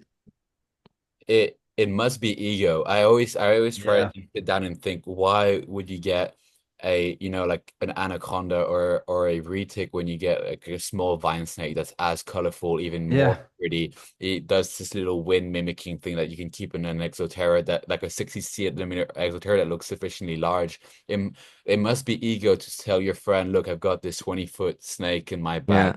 It my could kill backyard. you. I've Yeah, got yeah, control yeah. over it, And I Mm, you feed know. it a rabbit every month, and yeah. like Sometimes that. even pigs. Yeah, and it has to be ego and this whole thing that ruins. Yeah. But But then it's also like crazy that I mean, you could have a snake this big for your ego, but then why breeding like thousands of them? Like that's Yeah, for right. me, it's even like There, the there's just next no insane step. way for yeah, all the Why animals to be housed yeah, properly, right? yeah. why breeding The retics? retic thing was insane. I don't know how well it's going in Europe, but I don't think it's going much in the UK. If anything, it's like super dwarfs. They try and keep it Mm. down. Uh-huh, But uh-huh. you saw in the US, with the prehistoric pets and all that stuff. Yeah. That's Oh insane. my God, they were kept in enclosures that were half their length. Yeah, Yeah, yeah. that's Just so maybe 40 centimeters tall, Yeah, just so the animal can really turn around inside. But yeah, man, it's just crazy. But still, still they are available on the ham show, the retics. yeah, But I feel like there's no future for this niche kind of yeah, in the hobby. It will be a very niche thing to keep like these giant constrictors. I feel like yeah, and because how also can like you be it's proud of it? You know, yeah. yeah, And how can also you sh like what no how go. can you show your friends what you're doing? Friends from outside of the Mm. hobby, how can you show them these massive snakes at your place, in tiny boxes, and how can you just feel good about it? I don't know. I just don't get it. Yeah, it's also you also producing basically for a trash bin yeah. because how many animals are getting into adulthood? Like, Yeah, yeah, that's what I was thinking about as well. How do you have space for all these babies, and are people gonna buy them all? It's I mean, if they were not listed under CITES, maybe you can really use them as feeder animals yeah, for maybe, snake eating snakes or something, yeah. but yeah, on the other hand, But but then then also like again, retics are like quite big. Like if we have like a big yeah, king cobras. like king cobra, yeah. okay, but like with other species, maybe it's gonna get like Yeah. But it's, then you go with that whole double-edged sword, right? That you can approach the large the keepers of retics, keeping them in the vision racks and vision cages that say that, my retic lives up to this age, it looks healthy, it doesn't look too bored. I mean, how do you measure enrichment or boredom levels in reptiles? We don't really know, right?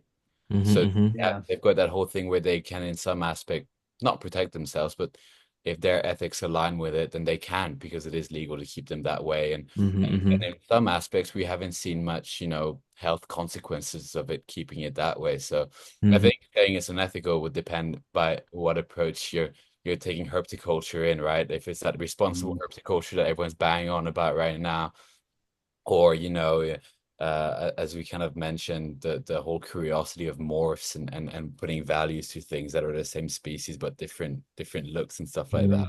It's like Hmm. how a bag in this world is a bag, but bags fetch different prices depending on how they look and stuff like that, huh? Yeah, Yeah. there's really different niches in the hobby, that's for sure. Yeah, I mean, we've always been kind of joking about it because all this morph breeding for the snakes and stuff, it's mostly people that you do not really get in touch with so much in the hobby, right? It's just a different group of people. And yeah, I don't know, not so many, I don't see so many people converting from the constrictor morph breeding into bioactive tree gametes, for example. yeah, yeah, But I yeah, think it also has to do like because they don't want to change because people if they're gonna change they people are gonna say yeah I told you this is bad like it's also no I'm going to do it this way yeah, because it is like this. I yeah. think people are afraid to be open-minded also maybe. Maybe also because the way that you're keeping the animals, you're pretty much invested in this style, you know? You Mm. have these racks, you have these Yeah. animals, I don't know, and how do you want to reuse them in any other way? I mean, you have to really get rid of everything and start all over Yeah, it is again. some And aspect, it is a bit mm, humbling to do that, isn't it? Because you'd have to accept that what you were doing maybe it's not wrong in some aspect, but maybe it's subpar. We'll call it hmm. subpar. So you'd have to start from zero again. But I think it is doing a change. Nowadays when reptile stores in the UK sell a ball python, they sell it in a wooden vivarium. The kits are wooden vivariums and not a rack. I Mm. think the UK is I would say easily a global leader in terms of ethics of keeping reptiles and how everyone's banging on about. We've got these WhatsApp group chats, which are basically like they call them Reptile UK, and most keepers are on it, and there'll be like an advice and discussion setting where Mm. people share how they make their natural setups, how they use their thermostats, and then you've got different subgroups with different species and people share the knowledge and I think people here will judge if your stuff doesn't look too par. Hmm. Hmm. Yeah, yeah, Which is that's what is true. needed, the sense of community towards the thing that we should strive for, which is to but then again, it's really really difficult because with your green tree pythons it's been seen that if you keep them in a bioactive setup it might be worse for them. Really? Yeah. Yeah, apparently if you really keep them in a bioactive setup, they are more prone and they really do get apparently more respiratory infections. I don't know if there's been a study done on it, but that's hearsay, right, from keep Okay. Yeah. because I suppose you have to mist them quite a bit and maybe the enclosures don't have airflow enough. But it's not to say that I think maybe putting 4 computer fans in it and misting it more often would maybe help. But apparently with the green tree python, the way to do it is in a quite sterile environment and if you want them to survive and do better. So it's kind of that double-edged sword, right? Care about its health, maybe going bioactive isn't the way to go. So you got to weigh up your facts and maybe if you go bioactive, right, let's put in a lot of fans, right? Because we know that in the wild in these forests when it's hot, you get more evapotranspiration that brings in these like negative pressure areas in the bottom of the forest that bring in this cold air and create this kind of natural airflow. So the warmer it gets in the forest, the more airflow you get in these pockets. So if we're going to do it in captivity, let's do it the same way and let's add some fans in the bioactive setups and stuff like that. I use fans in every bioactive setup I've got. I just Yeah. and I the way think I discovered that was quite unique. I kept begonias and sonorillas for it was a little craze I went into 2 years ago. I kept these really cryptic tropical begonias, and if you didn't Yeah. give them airflow, they would just die. And they They came from melt, right? yeah, yeah, exactly, the rare begonias and all that. And if you gave them, if you didn't give them airflow, they'd just like melt and die. And they come from the same areas that some of these reptiles came from. okay. And I just from that I've added fans to everything just because I think it's just an important aspect of reptile keeping is this airflow. And it's Yeah. oftentimes overseen because Yeah. you do not see the air moving, so Mm. maybe you do not even care so much. Yeah. But I think it's a very important element. And at the end of the day, I think we also just need to accept that we are just not on the level yet that we will do it in the future. Yeah. So the hobby is still evolving, especially with the improvement in technology, or the smart home stuff that is coming up now. Yeah, there will be so much more possibilities to really give the animals uh, um, a good, how do you say? Habitat. Imitation of the Yeah. habitats. Mhm. So I think we need to accept that we are still making improvements Yeah. and we are not at the end of the line yet. But yeah, whether Yeah. you've got a desert enclosure, whether you've got a tropical enclosure, put that airflow is it put Yeah. that computer fan in, the Mm, small ones, the big ones, doesn't cost much. it doesn't cost anything. It connected to a USB. It takes no electricity. Yeah. And if you want to be smart with it, maybe during the warmer seasons of the year, bring the blast up, maybe turn it on during the day, turn it off at night, or mist at night and turn it on during the 2 hours after misting to make sure that misting has evaporated. Kind of like because you when you go in these tropical forests, you feel that airflow at night, and it's just I think that we talk about it in chameleons a lot, but people keep panther chameleons in glass enclosures with fans in them, okay? Mm. Because the fan does a lot more work than the mesh would do in some aspect. Yeah. But, Yeah. it's Yeah. mechanical. Yeah, that's true. But yeah, with the whole airflow, it's also like if you go outside, there's like always some movement. If there's Yeah, like it's like so rare to have like really no air movement. It feels horrible. If there's like no movement in yeah, the air, you yeah, feel like, yeah, oh my yeah, God, no oxygen yeah, left. yeah. Yeah. So I can kind of understand why they keep green tree pythons sterilely, because you could imagine that it maybe if the airflow wasn't good enough, or maybe you need so much it's not feasible that, you know, hmm once they excrete or they have feces, that Yeah, stagnant okay. air kind of brings the bacteria to Mm. breed and because they need high temperatures, these green tree pythons. They're not hmm like ball pythons that say in colder temps. They genuinely live in warm tropical climates. Yeah. So But we also high up in the trees, it's oftentimes yes, less humid, right? yes, It yes, rains, so yeah, there's yeah. the water coming down Yeah, from the sky, but at the end of the day, the humidity doesn't hold so well up high yeah, in the trees. yeah, exactly as you mentioned. It's the fact that is in these bioactive setups, we've got the python at a maximum of 30 centimeters, 40 centimeters above ground, right? In the hmm Yeah. wild, how far up the ground they can go up? Meters, right? And meters hmm away from the ground is meters away from the rotting decay that has bacteria and stuff like that. Fungus spores. Yeah, Yeah. exactly. Exactly. So maybe keep them sterilely in captivity is more ethical because there'd be less hmm to health. Okay. Maybe we Yeah. find a way to offset both ways and keep them on a clay substrate. how we thought about that. Maybe an Okay. inert substrate could work. Yeah, maybe, yeah. But it's True. also the thing with the heights of enclosures. It's for me, it's also funny because you are like having this 90 centimeter exoterran. Yeah, it's like the arboreal one, but then 90 centimeters in nature is like still a ground level basically. Yeah, it is. Yeah. This yeah, Yeah, yeah, yeah. It's that's like so ironic. yeah, it's so crazy. That's why I Yeah. also like in this one I want to put in the Pressurus cardinali, the scorpion tail geckos. Yeah, yeah, yeah, And I yeah. was also thinking, oh, maybe it's too high, but then on the other hand, okay, It's a 80 rock. centimeters, it's like it's a rock boulder. It's like Yeah, it's yeah, like yeah, it's not a 20-meter high tree. yeah. Like, When you go to Morocco, the Euromasic is basking on a rock boulder that's 100 centimeters high, yeah, sometimes 50 Yeah. meters high. Yeah, what makes us go 45 to 60 centimeters is an arboreal enclosure, The vertical yeah, enclosure, maybe we should I call feel it. like it's just about yeah, the ratio of length to height. So if you just have Yeah. yeah, 20 centimeters in length, but 40 in height, it's already arboreal. And yeah. Yeah. something else that always really intrigues me and that I think a lot through keeping plants is that when we were keeping these begonias and these very sticky, which is the hardest thing Mm, hardest things I've kept were these delicate tropical plants. I had tropical orchids. They were the hardest things to keep. And the one thing that you would never do is put them in a substrate that's high in nutrients and compost and all that because mm, they lead to too much bacteria forming too quickly. And it made me think that when I go to Thailand and I see the substrate on which many of these, agamids, snakes, anything live, it's very clay heavy.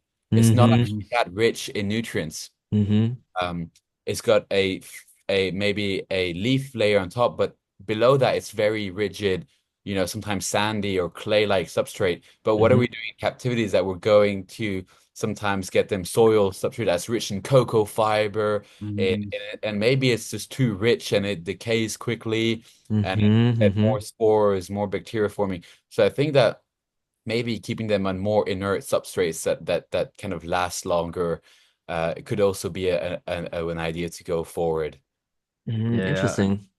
And also with the coconut fiber, it's like also crazy because some of them, if they are not like good flush, they are like have like Oh yeah, heavy they're amounts of salt, dusty. and then you Yeah, basically yeah, uh starving your animal, yeah, like dehydrate yeah, your animal because yeah, of this. It's like yeah, crazy. What is it But about the that's salt? I have never because heard about that. the coconuts are like Oh, harvested because they and come from the ocean areas, you mean? yeah, yeah, yeah, and they yeah, have like a yeah, super high amount of yeah, salt in them, and it's Okay. like it's also sometimes bad for plants if they're like yeah, yeah, some plants the coconut bricks like that you throw in water, these yeah, are like super yeah, trash. But also the point for the uh with the clay substrate, that's why I also like the a big enclosure for like an animal that way they can imagine giving like a green tree pattern like 2 by 2 by 2 setup, then they can really choose like their perfect spot. That's what I yeah, also seen with the Mm-hmm. Anialoides. I had like this 3 meter high enclosure, and sometimes they were like at the maximum height. Sometimes they were like just on the ground chilling, but yeah. they always figured it out and stayed there where they wanted to be. But in the like a 60 centimeter high enclosure, there's like no Oh, room for like Mm-hmm. barely any fluctuation. thermal gradient as we like Yeah, to bang on about. yeah, and then it's like, yeah, measuring the top, yeah, 40 degrees, and then the back corner borrowing down a Yeah, plant, yeah, that's yeah. 28. Yeah, yeah, but yeah, this substrate thing is always something that I've been absolutely like baffled by because we always hear it as well. When people cut down tropical rainforests to plant vegetables, we always hear that it's not a fertile land, Yeah. Uh-huh, right? People uh-huh, slash and burn it, so uh-huh, that uh-huh. the soil itself isn't as rich as the shit we're putting in there sometimes, and Yeah, you yeah. wonder Yeah. why you see mold forming all of a sudden and stuff like that. So I really think that sometimes having just people do this a lot in amphibians, and I think we need to maybe bring it in reptiles, is having a Okay. layer of foam and then leave something, Mm, right? yeah, And true. for them, that stuff works because it doesn't mold and decay and kill the plants, and the plants Uh-huh. live in it. The plants put their roots in it, and Yeah, it's they're used to inert soils. They're used to only living from the top leaves decay. They're Uh-huh. used to yeah. bacteria breaking it down for them. And I Uh-huh. think that in captivity, we sometimes put soil that's so rich and then the water kind of backlogs in it and you can smell it sometimes. Wow, Well, it's so disgusting. yeah, Ugh. we've all done that mistake, right? We've all done that mistake at first when we went bioactive, when we use our Yeah. little pearls at the bottom, the clay things. Yeah. It never worked. Everyone said it's gonna work, it's gonna work. And then you're like, oh, how do I get it out now? You know? And in the frog amphibians world, they've already figured it out. They just use inert material with a bit of leaves on top, and they have a drain at the bottom that they screw in. Mhm. And that their Yeah. stuff, their plant grows not like our reptile enclosures, you know? I feel like Yeah. the Yeah. dart frog hobby is always a couple years ahead, Yes. right? The Yeah, aquarium but hobby, that's kind of, they yeah, are really a stage ahead, but then the dart frog hobby adapts kind of some yeah, interesting technological solutions, yeah. and then the whole reptile hobby follows, But there's kind no of. reason, right? Because there's a lot of us. Yeah. Yeah, yeah, true. Uh, Yeah. yeah. I would also love to have like heat lamps that like wander around your enclosure, like to really, Motorized. yeah, Mm. simulate like the sun Oh, movement. yeah, yeah, Yeah. Imagine and oh man, hey, man, the cat wanted to try bite the MacBook. yeah. Man. Pummel. Uh, yeah, but that would be insane. Like really, and Yeah. then like connected to the real weather from the habitat, and then let the fans go off when there's like a storm running through. Yeah, Maybe yeah, even at some point, imagine like you can like change the pressure in the enclosure. yeah. No, that Like, I was gonna say the pressure that comes with a storm, yeah, right? Because you yeah, see reptiles are out before it rains. They're out, they're yeah. pacing. And I Uh-huh. think if we're to think of the two most stimulating thing in reptiles is temperature and water. They love Uh-huh. it when it rains. It's like Yeah. the most breeding cue thing there is for reptiles in tropical climates is rain. It's like Uh-huh. Uh-huh. Mm, amphibians, it brings life, right? It's the giver of life. Seeds True. yeah. come out, the insects eat the seedlings, the reptiles eat the insects, and so it goes on like that, right? Water brings life, and yeah, it'd be nice to see it more in the Euromastics and stuff like that. But Mm, there's Mm-hmm. people in Mm-hmm. the UK that keep Euromastics really well, and sometimes they've got misting systems in there, and the yeah. Euromastics are crazy. But it's Yeah. so I rare mean, for them that it's normal. yeah, I mean, there's always like this buildup of humidity over the nighttime, and Yeah, the how do you say, the condensation on the yeah, rocks yeah, and yeah. everything in the Yeah, the mornings. cube, yeah, So I think you should really find some ways to simulate that more in the captive approach. But on the other hand, then you really need some air movement, because otherwise you yeah, will never get the yes, moisture out of the setup again. So yeah, that goes hand in hand, kind of the misting and also the yeah, airflow. yeah, I yeah. think if you only apply the one but not the other, then you can really run into some issues. But That's heavy Yeah. fans plus some misting for yeah, desert species. yeah. That's Yeah.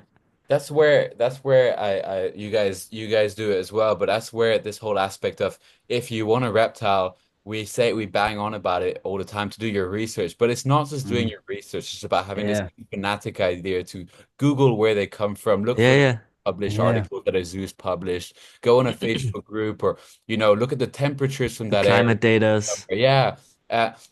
Because I could say that I'm going to a pet store today and I'm going to get, emerald tree skinks because I've got Mm, a free Exoterra and do my research tonight Mm-hmm. and have them in the box and set it Yeah, all yeah. I can. Maybe they will survive, but you could create something a lot more if you know about the airflow, the temps, tweak it, and you could see them thrive instead of survive, Mm-hmm, stuff mm-hmm. like yeah. that.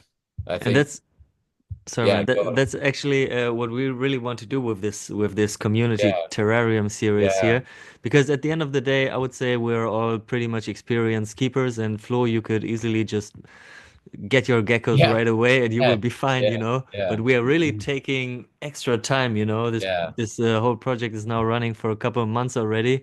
The yeah, mm, decision-making project process and the build of the setup, and now also next episode will be also about the planting and also the technology that will be used in the setup. And so the whole process takes so much time that there is so much thought in going into it, that we really want to share the message of being well prepared before yeah, acquiring the yeah, animals, yeah. because also that's what you kind of owe it to the animals. I feel like if Yeah, you yeah, if you yeah. if you feel like you have the right to keep Yes, you to yes. put them inside of Yeah, your yeah, apartment, you really yeah, need to be yeah, prepared. You really yeah, need to know what you're doing.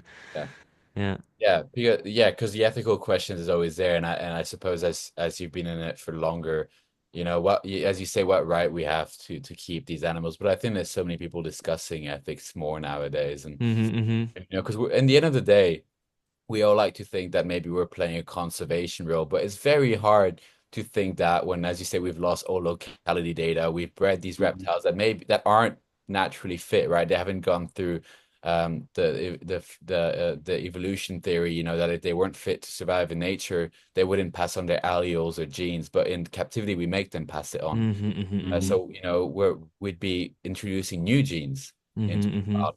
And I don't think I know of any captive, any private keepers that has released reptiles into the wild as part of a, you know, conservation thing. Yeah. So it's good to tell Mm. ourselves sometimes that maybe we're doing it for conservation, but maybe we're playing a bigger part in education and Yeah. showing that maybe these things deserve more care. Mm-hmm. Uh, and so if we're gonna keep them, let's do it right. That's for Yeah, sure. What for I'm Yeah, also sure. thinking about when it comes to this topic, I feel like, first of all, you're right about it. For the yeah. moment, there's not really many, if any, reintroduction programs where really the private keepers are heavily invested in.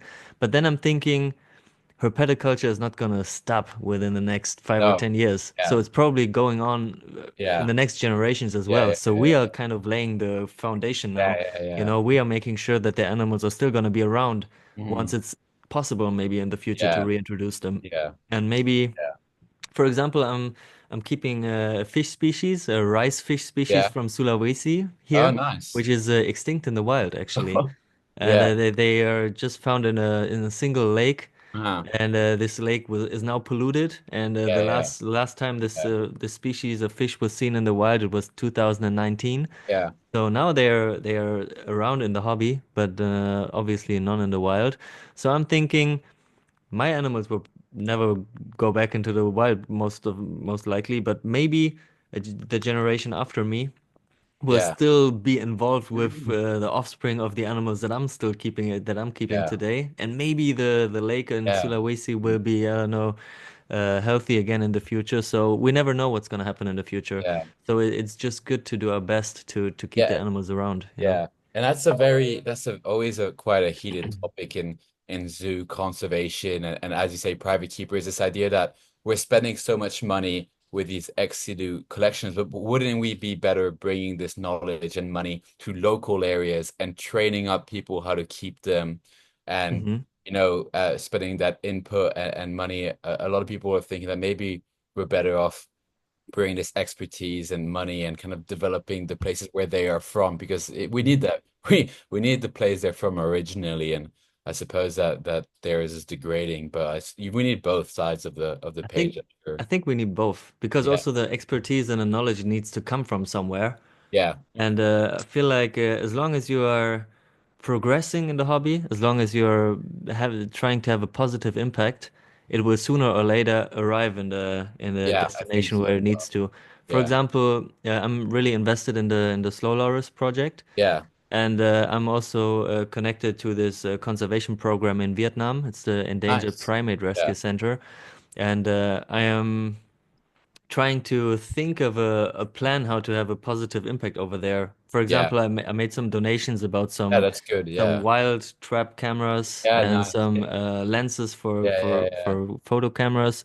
But now I'm thinking, I'm building these greenhouse structures, and I'm trying to find a way to build like a system where there's solar panels integrated into the okay. greenhouses, so that these greenhouses can be built into the conservation program into the forest. And then Yeah, maybe the slow lorries, which are yeah, confiscated in Vietnam, yeah, can then be kept yeah, inside of my yeah, yeah, installations, yeah, successfully breed, and those offspring can go back into the forest, you yeah, know.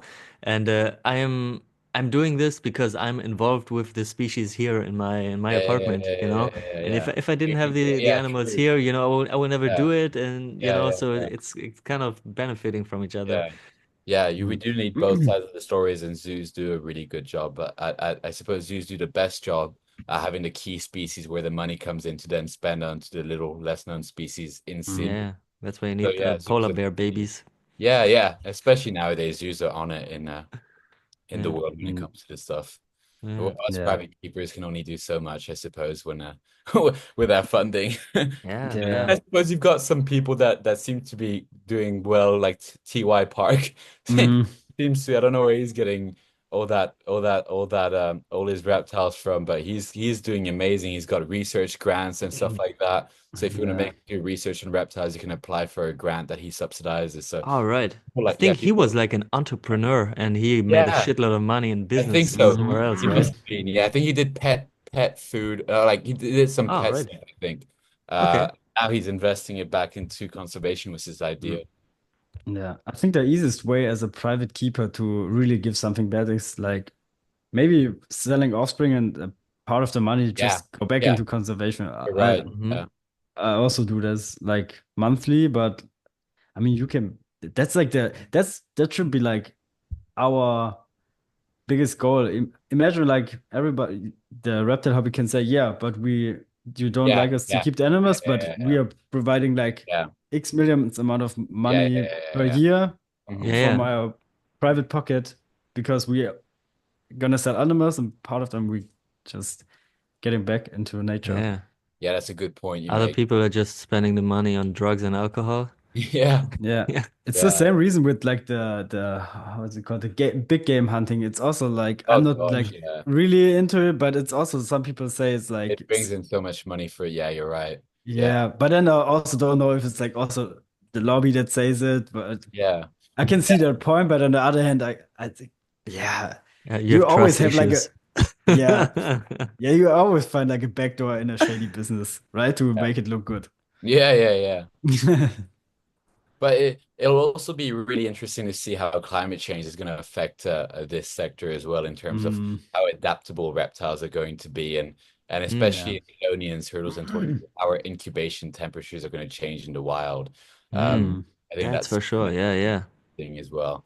Um, Also yeah, humidity levels. yeah, but I suppose reptiles will be the most adaptable ones um, to deal with climate change in an aspect compared to mammals, I think, anyways. mm, But yeah, that's always one I think about as well.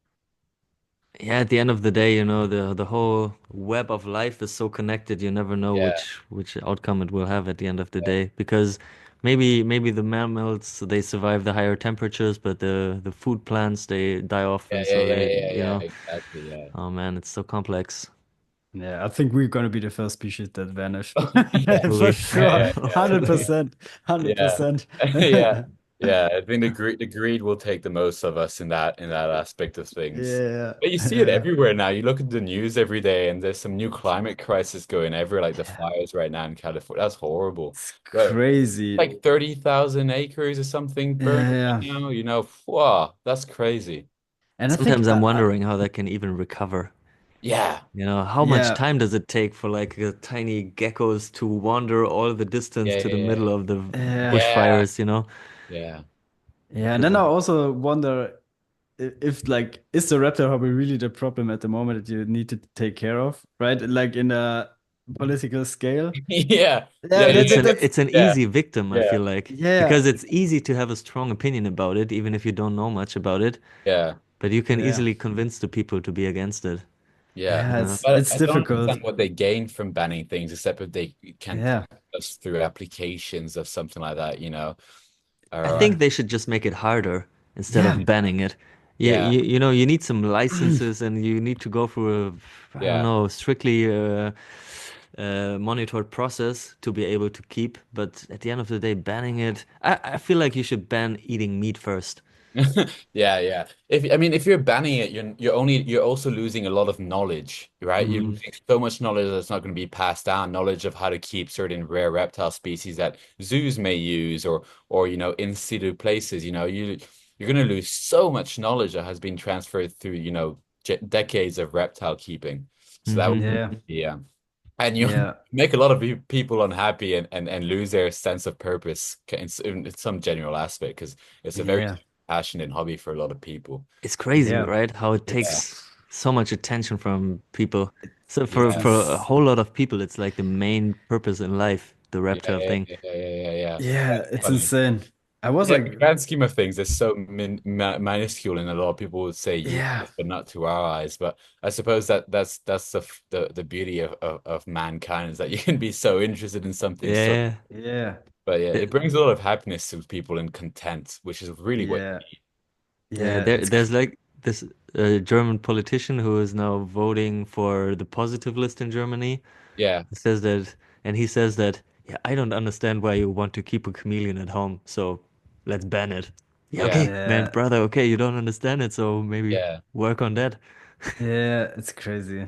But I But would oh, go ahead, Florian. no, I just want to say, but then it's like just because you don't understand something, that's like that makes no sense. Like just Yeah. because you don't understand the topic doesn't mean it like Mhm. has a reason. Yeah. Like But this, like as you said, like I don't understand why you'd keep a chameleon. Let's ban it. But I'm not much into my cars or stuff like that. yeah, And we don't have an auto ban in the UK, but I see this Porsche, something that's worth like hundreds, like maybe 100,000, and it's meant to go really, really fast. But where are you gonna drive it really, really fast in the UK? yeah, I don't yeah, Like yeah, understand it. Let's ban the Porsche.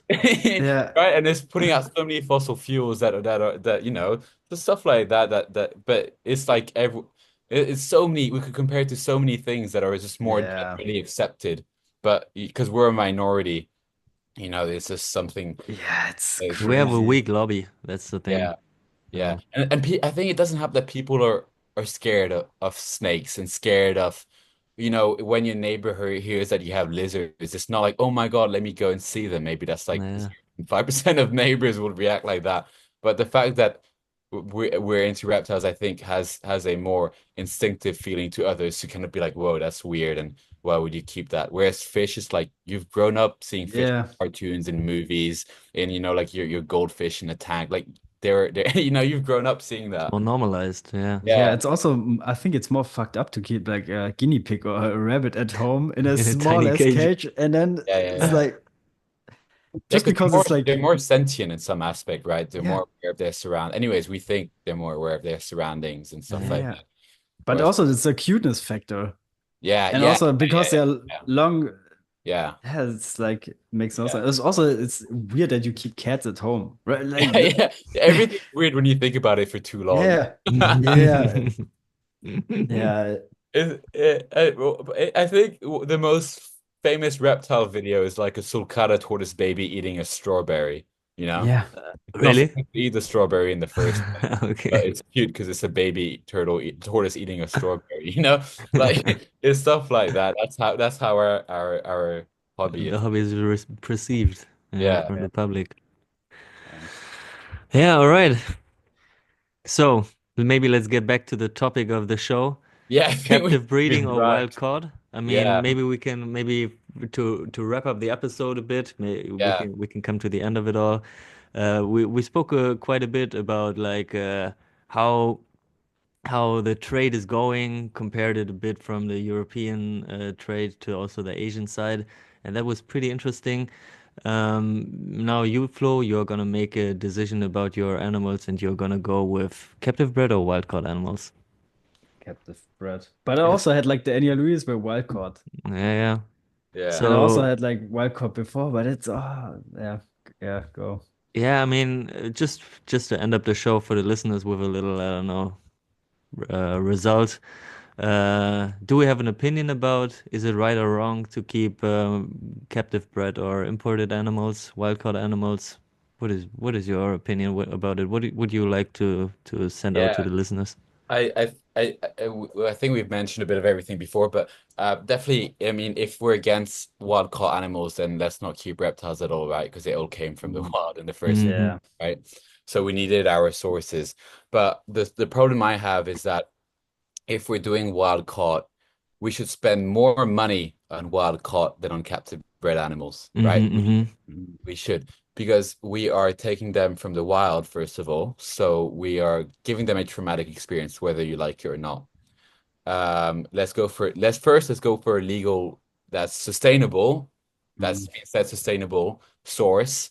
And we should be spending more money on rehabilitating and buying wild caught animals than on a one captive bred animals, right? So we should be making sure that we get quarantine periods going, we go to the vet, we follow through, because if we're taking something out of the environment, we have a right to make sure that we replicate that environment and that we do our best.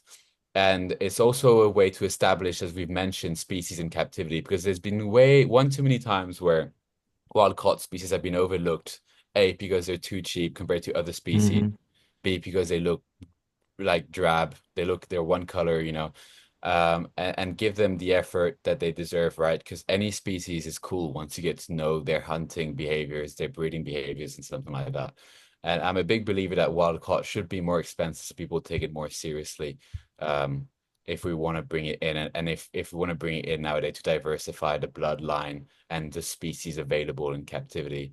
But if we've got both available and the captive bred population is healthy, then let's go captive bred because there's no need to further influence those. The only reason I think we'd go wild caught with captive bred nowadays is for price, right? Because wild caught is cheaper. But some Mm. people genuinely enjoy the challenge, right? But Mm. And if also some species are just not available, captive yeah, bred yet. So yeah, that's Yeah. also where you have to draw a line between, yeah, do you want to keep like a single specimen, for example, as a pet, or do you want to start like a long-term breeding project? yeah, And I feel like if you just want a pet animal, then you should really step back from taking wild-caught animals because yeah, there's just so many downsides to it. yeah, But yeah, on the other hand, if you're super passionate about a species, if that's your dream, if that's your goal to work with these animals, and you have this opportunity to get like a healthy stock of wild-caught animals, and you feel like you have the ability to establish them, then I think it is also okay, of course, to take the chance if you then do everything you can to do it right, you know. But then you really carry a lot more responsibility, in my opinion, than if you're just working with captive bred animals, because that's where, you know, it's just more sustainable sourcing, and that's how you where you're also more allowed to make mistakes or to go through learnings. yeah. Yeah. For sure. Yeah. No, yeah, Yeah. it's they just need the respect they deserve, really. It's a Mm. species, and you can only imagine how traumatic the experience bloody is. Yeah. And the more you think about wild caught, the more like fucked it is. And Yes. you grab something, put it in a box. How Yeah, long yeah. the middle? How many middle people are there? We don't know, right? And once you Yeah. really see the process behind it, because if you really go deep into these groups where you can see these kept wild caught animals offered like in wholesale quantities, Yeah. you also see pictures, and it's just sometimes it's just Yeah. fucked up, you know. I'm really getting more and more interested in birds recently. Okay. And so I'm also in some groups where exporters are offering their animals, and sometimes it's just depressing, you know, to see Yeah. Yes. Yeah. dozens Crazy. of hornbills in Oh yeah. tiny Yeah. cages, Yeah. man. Yeah. It just Yeah. hurts my Yeah. soul. Yeah. Yeah, but at the end of the day, it's part of the business. Yeah, and if you want to engage in it in any kind of way, you need to do it with the most respect possible. Yeah.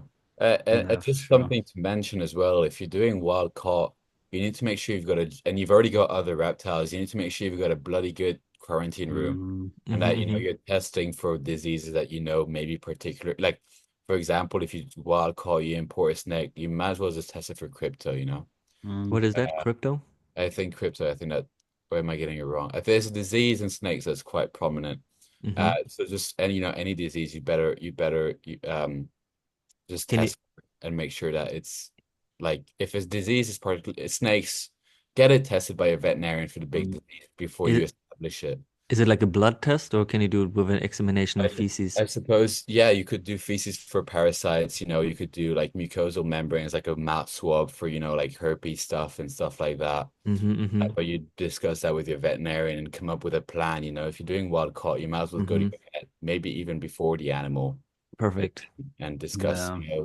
what he Yeah. recommend doing on day one. Do we test it or do we give it a week to settle down and then maybe come to test it and then test it a month later Hmm. Hmm. so that we give it time in case it has that the disease has incubated, Hmm. Hmm. Mm. So yeah, and then because Mm. it'd be catastrophic if you have some kind of, wild disease that you've introduced into your captive bred population or something. Hmm. That's a Hmm. game changer. People quit the hobby because of that, Yeah. Hmm. Hmm. Yeah, right? for So sure.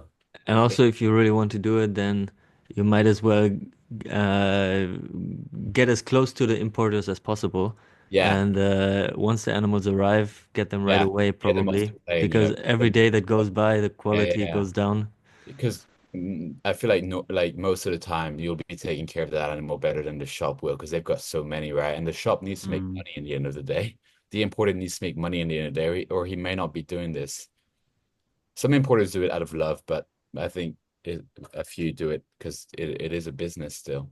Hmm. Yeah, for sure. Yeah.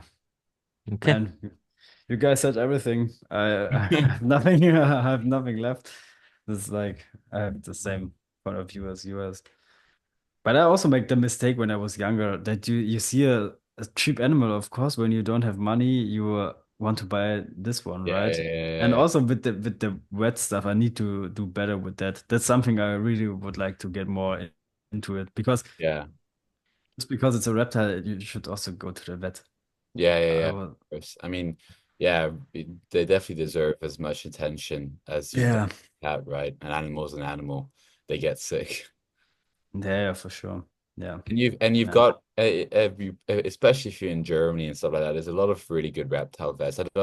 I don't know them off by heart, but there definitely is a lot of them that because you see lots of reptiles there in captivity, there will be some good vets that know what they're doing. Mm-hmm. yeah, we have some specialized vets for Yeah. that.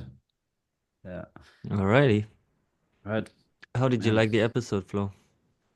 It was amazing. To be honest, it was like really cool. I think as always is one of my favorites because because it felt like this time it felt really chill, right? It Yeah. felt like just a conversation, not like, Yeah.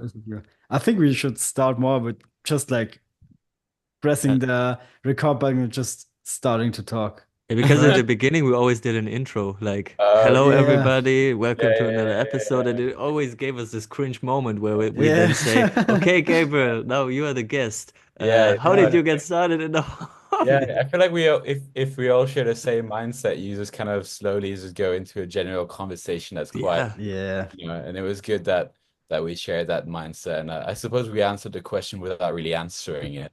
Yeah. I just mean, it's also some sort organically. of an open Yeah, question, right? There's like, Yeah.